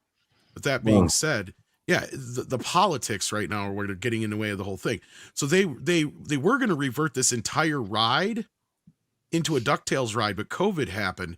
So instead, they compromised and just covered Jessica up, basically. Which is ridiculous. But thank you for sharing that, Tom. I really like that. I didn't know that. Then I wanted everybody to hear the last part, which this stunned me. This actually took me by surprise. I never expected him to say something like this. You've accomplished so much. Is there a genre that you haven't tackled? Is there an actor you haven't worked with? I don't know if you think that way, but we've never seen the Robert Zemeckis full-on musical. There are innumerable amazing actors out there. What would you like to tackle before all is said and done? Yeah, well, okay. Well, I would like to do the Back to the Future, the musical. As a film? Yeah. Just like Brooks did the Producers. I would love to do that. I think I couldn't believe that. What are your thoughts on that, Robert? As long as he was involved, why not? I mean, his example of the Producers is a great example. There already is a Back to the Future musical, stage musical. Yeah. But the Producers was a movie, then it became a show. It was, but Back to the Future? I'll give you an example. Why not? The Producers. It's not that good. Well, I think it's Hairspray. Neither is any of these movies that are just basically the Producers began as a movie. I know. I like the original. I don't like the musical. I don't like the Hairspray musical. I don't like the Footloose musical. I love Footloose. I don't like Hairspray. Yeah, the remake they did. It was. They also did a musical version. But I mean, I don't look. I think that Zemeckis has protected Back to the Future for quite some time. And do we need another Back to the Future? No. No. I mean, but if there's going to be a musical, look, I think there's been musicals. Like I loved Little Shop of Horrors. Mm-hmm. That's the exception to the rules. I thought that was great. I loved. There's been even an Evil Dead musical. There's been some things that have been pretty good. So if Robert Zemeckis was involved, I mean, so you're on board. So you're saying you're on board. But Grease was a musical to begin with, and I'll give the Producers and that's true. Little Shop of Horrors a pass, because most people didn't remember the original films when those came out. But everything else, I think, failed for the very reason that they were like Footloose is another example of why you make something that already worked the first time, and then you're just trying to remind people of the original, and it just doesn't work. Like going to see a play on Broadway to me is different than seeing a musical version of a movie. I could just watch the movie. Like they're doing that with Color Purple. It's like, why? Because they can't create anything new, Tom. Zemeckis is different. He has it. He wants the gentleman asked. I trust Zemeckis, but at the same time, thing you want to do. So that made sense. Like you've done everything you've ever want to do. What's left? But so I think that discussion about like Roger Rabbit and what they did to Jessica Rabbit as well. It goes back to the fact that we are denying reality. Right. We're trying to pretend that there is no such thing as lust. And there's no such thing as cravings, and there's no such thing as admiring beauty. And what I think what is so strange too is with the wildly when we were kids, talk about Gen X, it was hard to get porn. Oh, dude, we had to work for our porn. I mean, there was either magazines in the woods somewhere, and there actually were magazines in the woods. Yeah. And then finally, when you could get pornographic videotapes, it's like the holy grail. You're going to watch them in the family room where your VCR was. Of course not. Script based on this, but South Park stole my idea, so I scrapped a script. But if you're let's say you're a 12-year-old kid and you're growing up and you're watching whatever's on XTube, RedTube, whatever the hell, wherever YouPorn, wherever you're going. I mean, one of the great joys in my life was like getting to kiss a girl, you know, and making out for the first time and all that. But if you've already watched like today's kids have everything, you've completely destroyed a whole part of youth. Yeah. I mean, yeah. the yearning of how many movies were made in the past? American Graffiti, you know, was a movie about I just want to hook up with a girl tonight, you know. But if kids have seen it when they're 12, their entire development, that part of human development has been completely destroyed. American Pie, and even King Kong. And if you're like, if I was a 12-year-old girl and I'd seen pornography, and I started, if I was 13, 14, 15, I don't think I'd want to be around men. That stuff is seriously, it's very. No, you're right though. You're right. It's very malevolent. It's very oppressive. When you're watching it, you're looking at things that you can't even comprehend, and it doesn't look fun. Well, it's funny you say that, Rob, because UCLA themselves had done a study the last 2 years. Yeah, we'd win. Yeah. Yeah, and I think we brought this up one of the last times, and that was that, you know, the kids are confused. They're tired of everything being about sex. And last year's version of this actually found out that they wanted to see more heterosexual relationships because they don't know how to have friendships. They want regular friendships and heterosexual standard relationships because they don't know how to do both, right? Like they don't know how to just be friends with somebody. They don't know how to have a standard relationship. They'll go hook up. Yeah, there's the hookup culture. There's the friends with benefits culture. Well, that and also we're training boys not to want women, right? Not to we're training boys not to be aggressive, not to go after a phone number, right? Not to talk to a woman that's in front of it or a girl that's in front All of of it. that is toxic now, man. That's toxic. Yeah. God, Well, then you've got the plummeting birth rates in like Japan, China. Yeah. China needs a plummeting birth rate. That's crazy that they have to 8 billion. So you're saying that kids want more heterosexual Friend zone. friendships? Friend zone is what the UCLA research. The new one says mainly friends, but the one from last year was actually talking about how they don't know how to have a normal relationship with somebody. Like, So they can't even socialize with just regular people anymore. They can't just talk to friends. That's No, because crazy. everything they do is from a screen, man. Like honestly, like again, you know, going back to Gen X, back in our day, you know, we had to go out to the malls, we had to go out to the movie theaters, we had to go where the women were, and all we had was our little black book and our pen and our balls, and we stepped to that girl knowing full well she could reject us at any point, right? But you know what? We did it over and over and over and over because you know what? That's what men do. That's what boys do. That's how you learn. You know, we lost the roller rinks, we lost the arcades, we lost all the places that kids used to congregate to meet each other. That's another problem. And video stores. And we didn't have screens to play around with, right? We weren't swiping left or right. We had to go out there and do the footwork. Correct. But the biggest thing about it is how they do not want to see sex and romance. I wanted to get Warren's take. Have you seen a lot of that? I've been hearing about that. Like I know Brett Cooper was talking about it and some other people. Yeah. It's interesting. It's interesting. I don't how real do you think that is? The study? How real, or you mean the reality of what I've seen? The reality of it. Yeah. Do you think that's actually a trend that's occurring? I see a lot the only trend that I see occurring is whether it's happening because of social media or combination of education, is everybody wants to have this kind of platonic safe space friendship where no one wants to take any risks. Like they just don't want to take any risk of rejection, interaction. They're like, let's just all do the friend zone. Do you think it's that, or do you think it's more so that they've just been so bombarded? See, I think they've been programmed. Is like, because like even look at something like The Acolyte, which was so thirsty of a show. I didn't even watch it. And it's like, why is this even in Star Wars? Yeah. But anyway, you know why though? Because it was for the female gaze. No, it was for the female gaze, not the male gaze. That's why. Because it's okay then, Verbal, which gets us back to Jessica. But Exactly. Warren, I don't think really got a chance to respond to that. I do think there, and I observed this as a teacher, that young, I'd say high school age students are, their relation, like they're not really going out, they're not dating. There does seem to be like driver's license, students getting their driver's license is like record lows. There just seems to be this sense of adventure that It's gone. is lacking.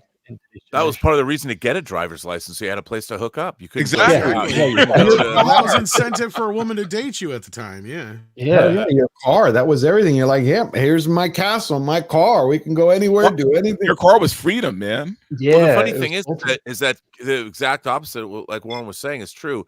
They don't want freedom. No, they're not. They're not looking for freedom. They're looking for a safe cocoon that they can exist in, where nothing ventured, nothing gained, because people are so afraid of failing. They're so afraid of falling, of doing something wrong and being ridiculed. Like it's such a weird world. I mean, not to bring Star Trek into it, but I will.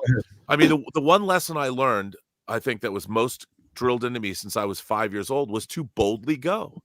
Now, I wasn't going to be in space, but I would go boldly in my life, go to France, meet French girls.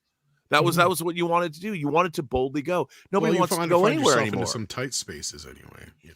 Well, I mean, that was yeah, but that was our we now have a civilization that we don't have.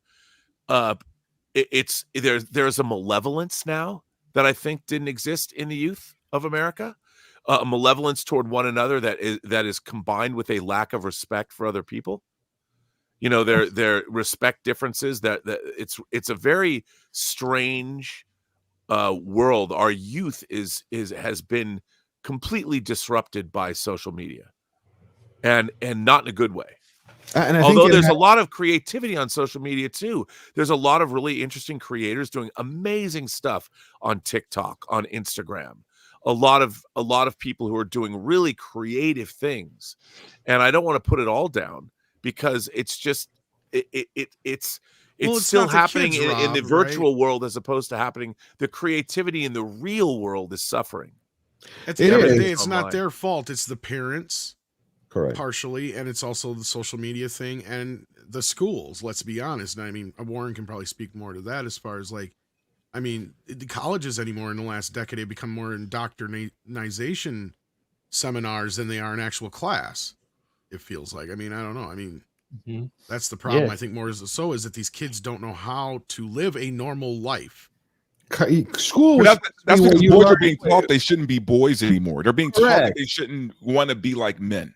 It is, but the schools were originally to teach you how to think, how to reason, and give you the tools so you can be able to then go after your life, your dreams, talk, debate, approach girls, talk. Well, they had lots of after school programs. We had when I went to high school, there was theater, there was the high school newspaper, which I was an editor of, and we had to go print up our own newspapers. We didn't have computers that could print them out. Well, we that's another thing that's missing. Paste stuff up, and kids had jobs. You had a whole different life outside of school and outside of social media that existed in the real world where you were interacting on multiple different levels. I mean, getting a paycheck, going to the bank, starting a bank account. When you learn to drive, it's not just when you get on the freeway as a 16-year-old kid, I'm driving myself to work. You're getting on a freeway, realizing you're part of a system where there's hundreds of thousands of other people that you've just gotten into the lifeblood of a city. You're driving on a freeway. You have to learn how to do that. You're hyper aware of other people and what it means to drive a car. When you stop at a gas station, you have to learn how to go gas up your car, talk to the people. You have to learn etiquette about you have to go through crowded. There's all kinds of things that come along with existing in the real world where you're interacting with life. You know what you're describing, Rob? You know what you're describing? You're describing responsibility. And I think that's also something that kids haven't embraced, being responsible for yourself. Like actually saying like, no, this life is mine. It's mine. It belongs to me. And I'm going to go out and live my life rather than, I guess living what I think other people may want me to do or whatever, just living on social media, like actually just escaping this bubble that you've been living in under your parents' roof or, whatever your friends click, and actually getting out there and being responsible for yourself, jumping into the system with both feet and not being afraid. You know, like a lot of us had to do that. We had to, and maybe we were a little afraid, but at the same time, we understood that this is something that is, you know, the next progression of, you know, becoming a man, becoming an adult. Right. You know, there's a certain responsibility that I'm going to have to take on myself. And I think a lot of these kids, it's a failure to launch. They don't want to get out of the house. They don't want to do anything. And so they don't know how to maneuver the world that is here. They don't know how, because they don't take responsibility for themselves, and somebody else is supposed to do this. Like you were saying, why do I have to have a job and do work and blah, blah, blah? I should be able to just sit back and enjoy life. It's like, well, who's going to pay for your food? Who's going to put a roof over your head? You have to do that. And I think a lot of these kids, they're afraid to get out of the house and actually live their life. They don't want to be responsible. You know, the problem is DA is they've now lost out on so much of life. It's grand mystery, all the exploration, all the discovery, all the experimenting. They don't have any of that. It's very narrow. It's very myopic in the way. The other problem I see here is you guys are familiar with the shopping cart theory, I'm assuming, right? Do you guys know that? Putting shopping carts back when you use them. We have failed that at this point. Like and I can see it in our daily lives. It's like, I remember when I was a kid, I never seen a random shopping cart floating around in the parking lot. Now I go to Walmart and I can barely drive through. I have to dodge them like I'm fucking Frogger in the road. And that tells you something about society. That's where we're at, because people are so gall darn lazy, they can't even return a cart. Yep. Yeah. And that's where we're at. Sorry, I didn't mean to No. That kind of just No, wraps it you're all right. up in a That's- nice bow to me. It does. Like, Well, also, I just think that this country has embraced fear, right? We've embraced it. And I think what brought that out more than anything was the COVID lockdowns, right? Because even now, even today, you still see people walking around with their mask on, because for them, that mask is a shield, right? It protects them from the rest of the world, right? They were pissed at all of us who took off those masks because, you know, we didn't want them anyway. And because, and use some ridiculous excuse of, you know, we're endangering old people, right? We're killing old people because we took our mask off, whatever. But these are the same kind of people, like I think Rob said it, who want to be in this cocoon, right? They want to be shielded, protected from the rest of the world, instead of having the balls to just face the world, right? Go out there and take your lumps, right? Because yeah, guess what? You're going to get rejected. A lot of things are going to happen to you outside of your cocoon. These are the people who are afraid of that. Absolutely. That's why they want to get back into a womb, just not a stranger's. That was the fun of youth. I mean, you plan something with your buddies. You go skiing. You go, hey, let's go skiing today, or let's go out wherever. I mean, going out was such the excitement. You know, we're going to sleep on the sidewalk to get tickets. Yeah, you know, or something. We're gonna go do. We're gonna go places and do things. I mean, growing up in Seattle, we had an incredible metro bus system. It was incredible. My friend Jeff Swafford, who I shared a backyard with, one of my oldest friends in the world, was really into, when we were 10 years old, into public transportation. He loved trains, planes. So we would get these bus schedules every 3 months, and he would plan these elaborate bus trips where we could buy a pass for 50 cents and we could get on a bus and go all over Seattle. We go to the airport, we go to the Ballard Locks, we go to the Pike Place Market, we go to the waterfront, and we would leave at 7 o'clock in the morning. And he would plan these elaborate trips. We'd go 100 miles and we'd take like 16, 17 buses and go to all these things. We were 10. And we did that. We did that and he would plan this stuff out. And he was so into it. He's like, okay, we're going to go to this. And we would experience the world. And nowadays it would be science fiction. Well, of to course, have 10-year-old kids planning elaborate bus trips to go all over the city. Our parents didn't think twice. Well, because they raised us in a certain way. I will tell you one thing is the fact that, just like you're talking about your friend, we used to get on our bikes and we would travel around, spend nights at each other's house, like cowboys and Indians. Yeah. But it was an amazing time. And hopefully we'll start getting back to that, where our kids can learn what it is to grow up to be men and grow up to be girls. Thank you, Warren, for coming on. I think we've had a great Absolutely. Yeah. Thank you for having me, guys. Anytime. Absolutely. I'm going to read these last 2 super chats and then we will wrap up. One of these days, I'm going to figure out what the hell is wrong with my damn camera. It has driven me crazy for the last 2 months. I'm just not. It works fine, and then all of a sudden it goes out on you. It's weird. It does. It just says, no, I'm not going to. And one time I was doing a stream with Verbal. I'm just going to put on my avatar. Damn it. It knocked me out. Okay, we got Colonizer G-Bus, member for 3 months. Idiocracy is real. Make the Purge real too. Ooh, that would be in Texas. Hey, the purge is coming Tuesday. Oh, and then George eated himself. Yeah, I'm not looking forward to Tuesday at all. Even though it. Well, it's not going to get announced Tuesday, but early predictions. Yeah, it's gonna be wild, man. It's gonna be absolutely insane. Mm. We'll probably find out Thursday who really won. I don't think we're going to find out for a week. I think it's going to be if it's a weaker of an election, it's going to be a long process. Like, yeah, that's the thing. It's as close as they're already talking about counting votes like a week later or something. Like we're allowing votes to trickle in all the way up until bullshit, Friday. Man. It is, man. It is. What happens to the days where, you know what, you voted that day and you found out that night? That same day. Exactly. Yeah, that's ridiculous. Honestly, I hate mail-in ballots. Shopping I'm like, carts, if you didn't get your ass to the polls, you just didn't vote. Yeah. Shopping carts, dude. That's what I'm saying. Shopping carts. Well, again, that goes back to responsibility. People don't want to get out of their house. They don't want to go and do what it is that they need to do. It's like, yeah, then you lost your opportunity. They need more time to cheat. We have election day. That's it. You know, one day you got to get it done that day. And if you didn't, you lost out. But see, that's my problem. It opens the door to cheating, right? Yep. The mail-in ballots, I mean. Yep. There you go. Like I've said before, it's pretty sad when we have a better system for voting for stuff like American Idol than we do our own president. Yeah. Yep.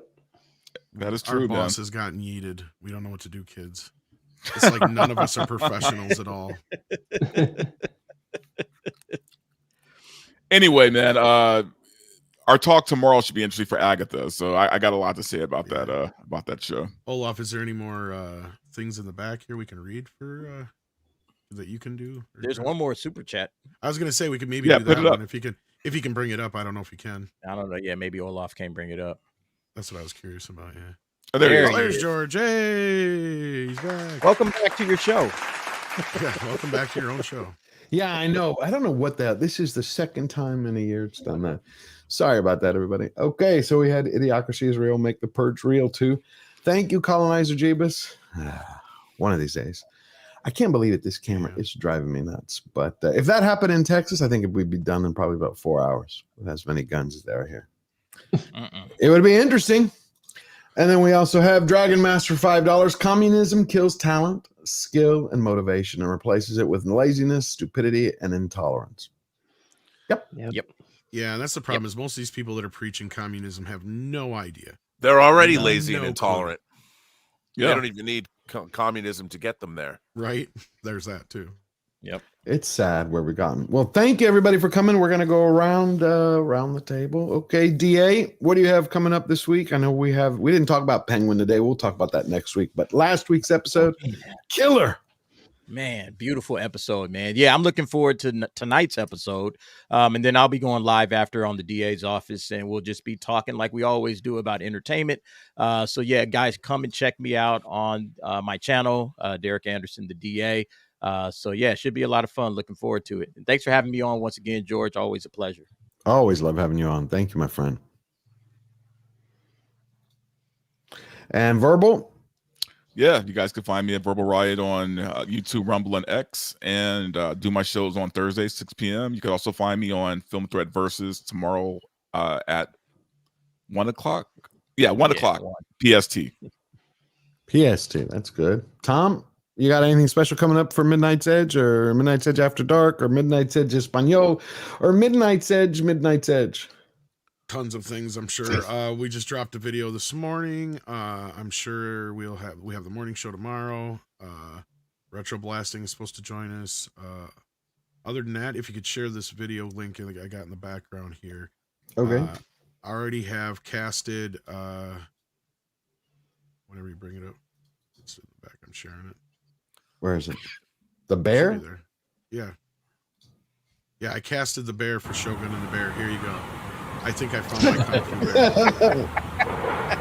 I'm convinced. Oh, there you go.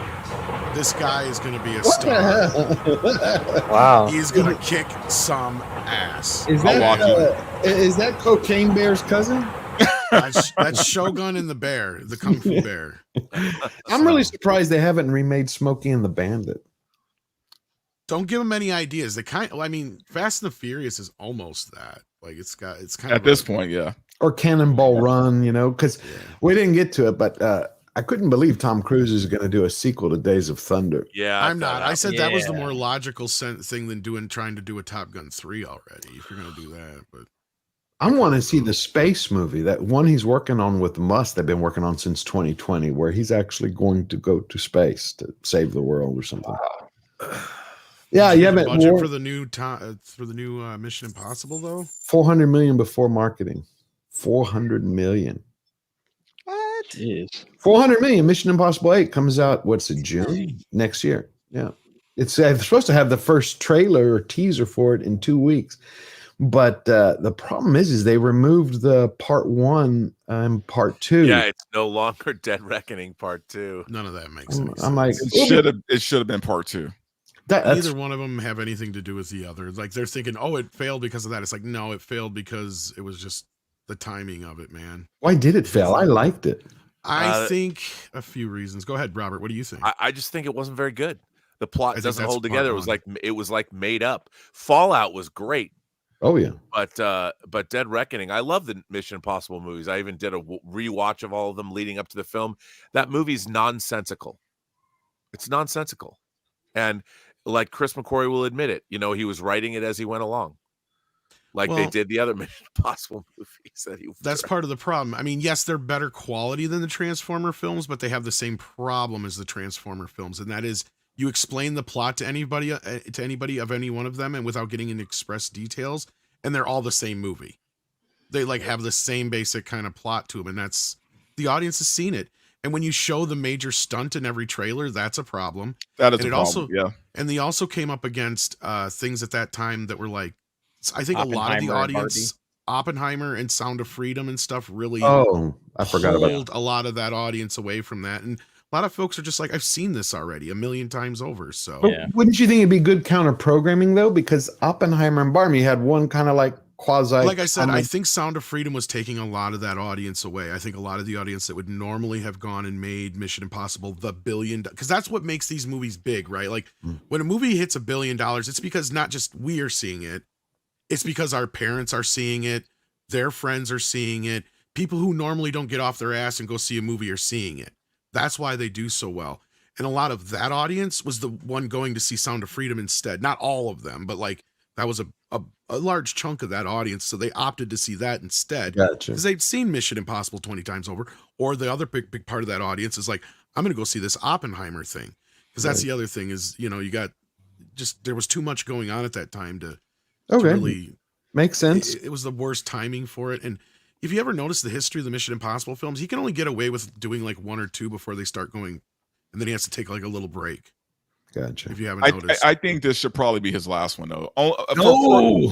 For a few reasons. Number one, man, he's getting too old for this shit. But number two, that budget that kind of scares me, man. 400 million. Before marketing. It's Yeah, not. you can't make money on that. No, there's no way. It's not going to make money. Make its money back. No matter how well it does, it's not going to do well enough to cover that. They're looking at Fallout money.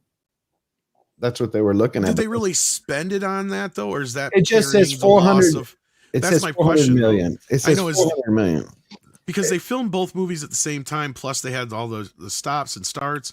And I'm curious if that isn't part of the loss being carried over into the That I don't know. This is easily the most expensive Mission Impossible film. Oh yeah, definitely. But he also said that he wants to keep making them like Harrison Ford, unfortunately, until he's dead, forever. He doesn't want to stop making them. He thought he did, but 6 months ago he told someone over at the BBC at a red carpet. You can find the video of him online. He goes, no, Harrison Ford's doing indie, into his 80s. He goes, I want to do Mission Impossible. Well, the latest thing is Paramount said they want to push this as the last Mission Impossible movie, and he's against that.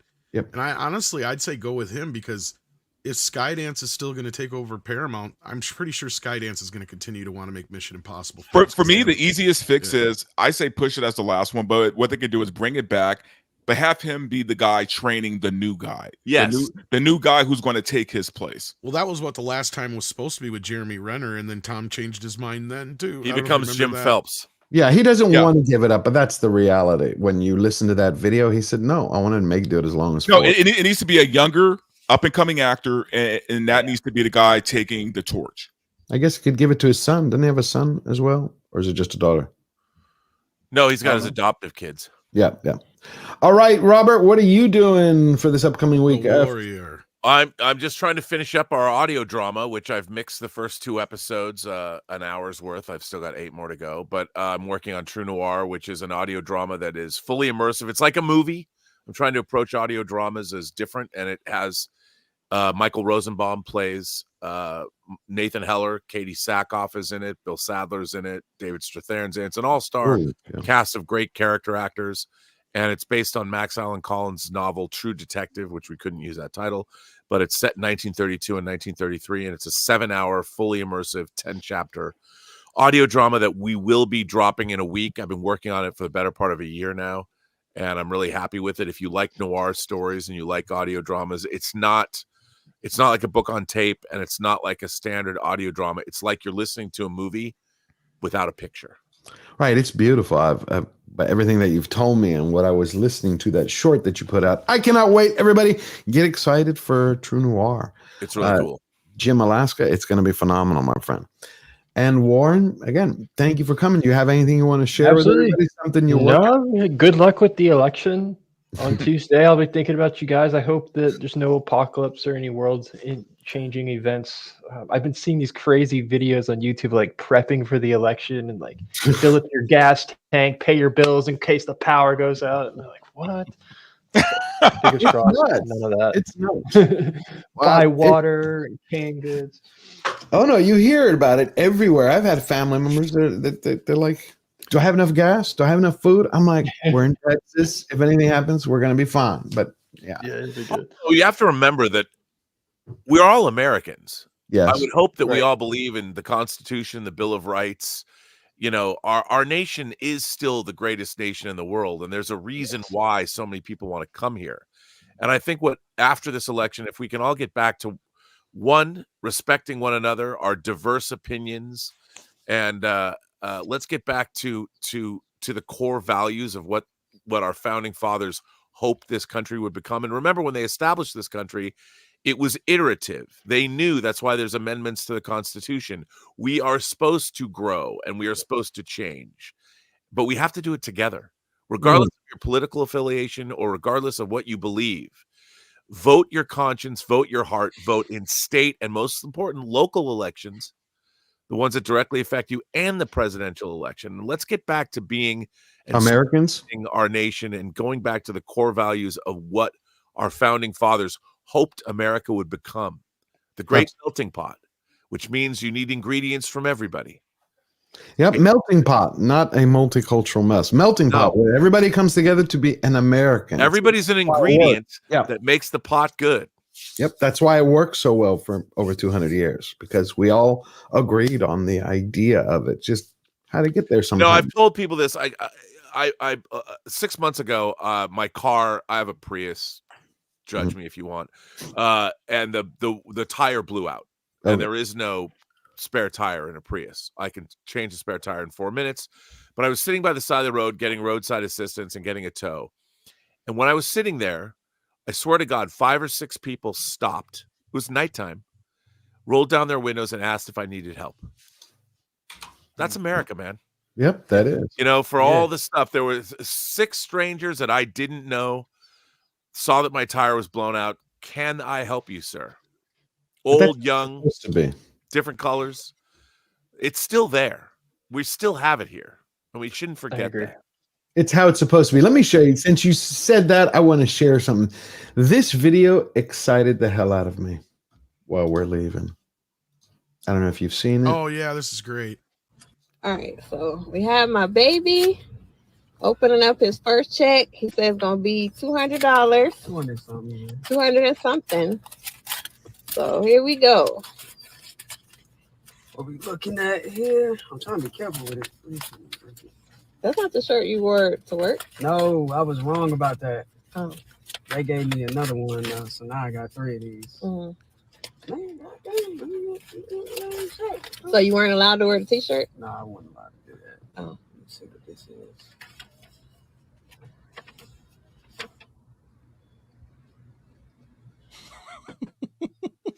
Welcome to reality. Yeah. After tax, what's that? That is after tax. Yeah. Hey, we got some money. Shoot. Look how That's happy. hard. All right, man, let's take it to the bank then. All right, well. I love that. And if Trump gets in, he says he wants to eliminate the. And he's income officially tax. worked at McDonald's longer than Kamala has. So. Yes. Oh, we got in a gifted membership, and then we'll be out of here. Sarah gave us 5 George the Giant Slayer memberships. Everybody to go thank Sarah. That was awesome of her. We continue to grow. That means you get your voices out there more. Thank you to everybody for showing up today. Thank you, Warren. Hope we can have you back someday. Yeah. Love having you on. Oh, Thank great. you. And I just released my video this morning. It was the top 5 Hollywood disasters of 2024. The worst movies of 2024. Because I looked at the list of what's coming out and I'm like, none of those would make it. I mean, even if they were bad. They just couldn't compete with Borderlands and Madam Web.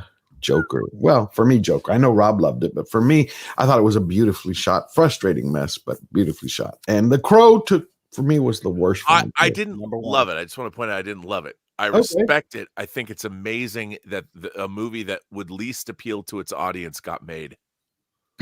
I like that. I had a thought about that, and I put it in the video. I'll say this: there is the possibility, a slim possibility, that I think Todd Phillips cast himself as the Joker. Like this movie was made by the Joker. That's what Tarantino said. Oh, I heard that. I was trying to think outside of the box. Like, why would he make it this way? And I'm like, okay, well, what if he was the Joker and he made it?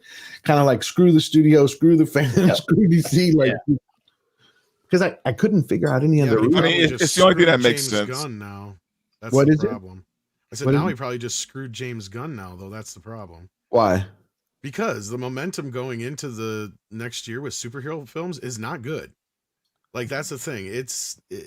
Look at Venom and how it's underperforming right now and everything. And this is what I was saying before, is the audience is just like, nah, we're done with this comic book superhero thing.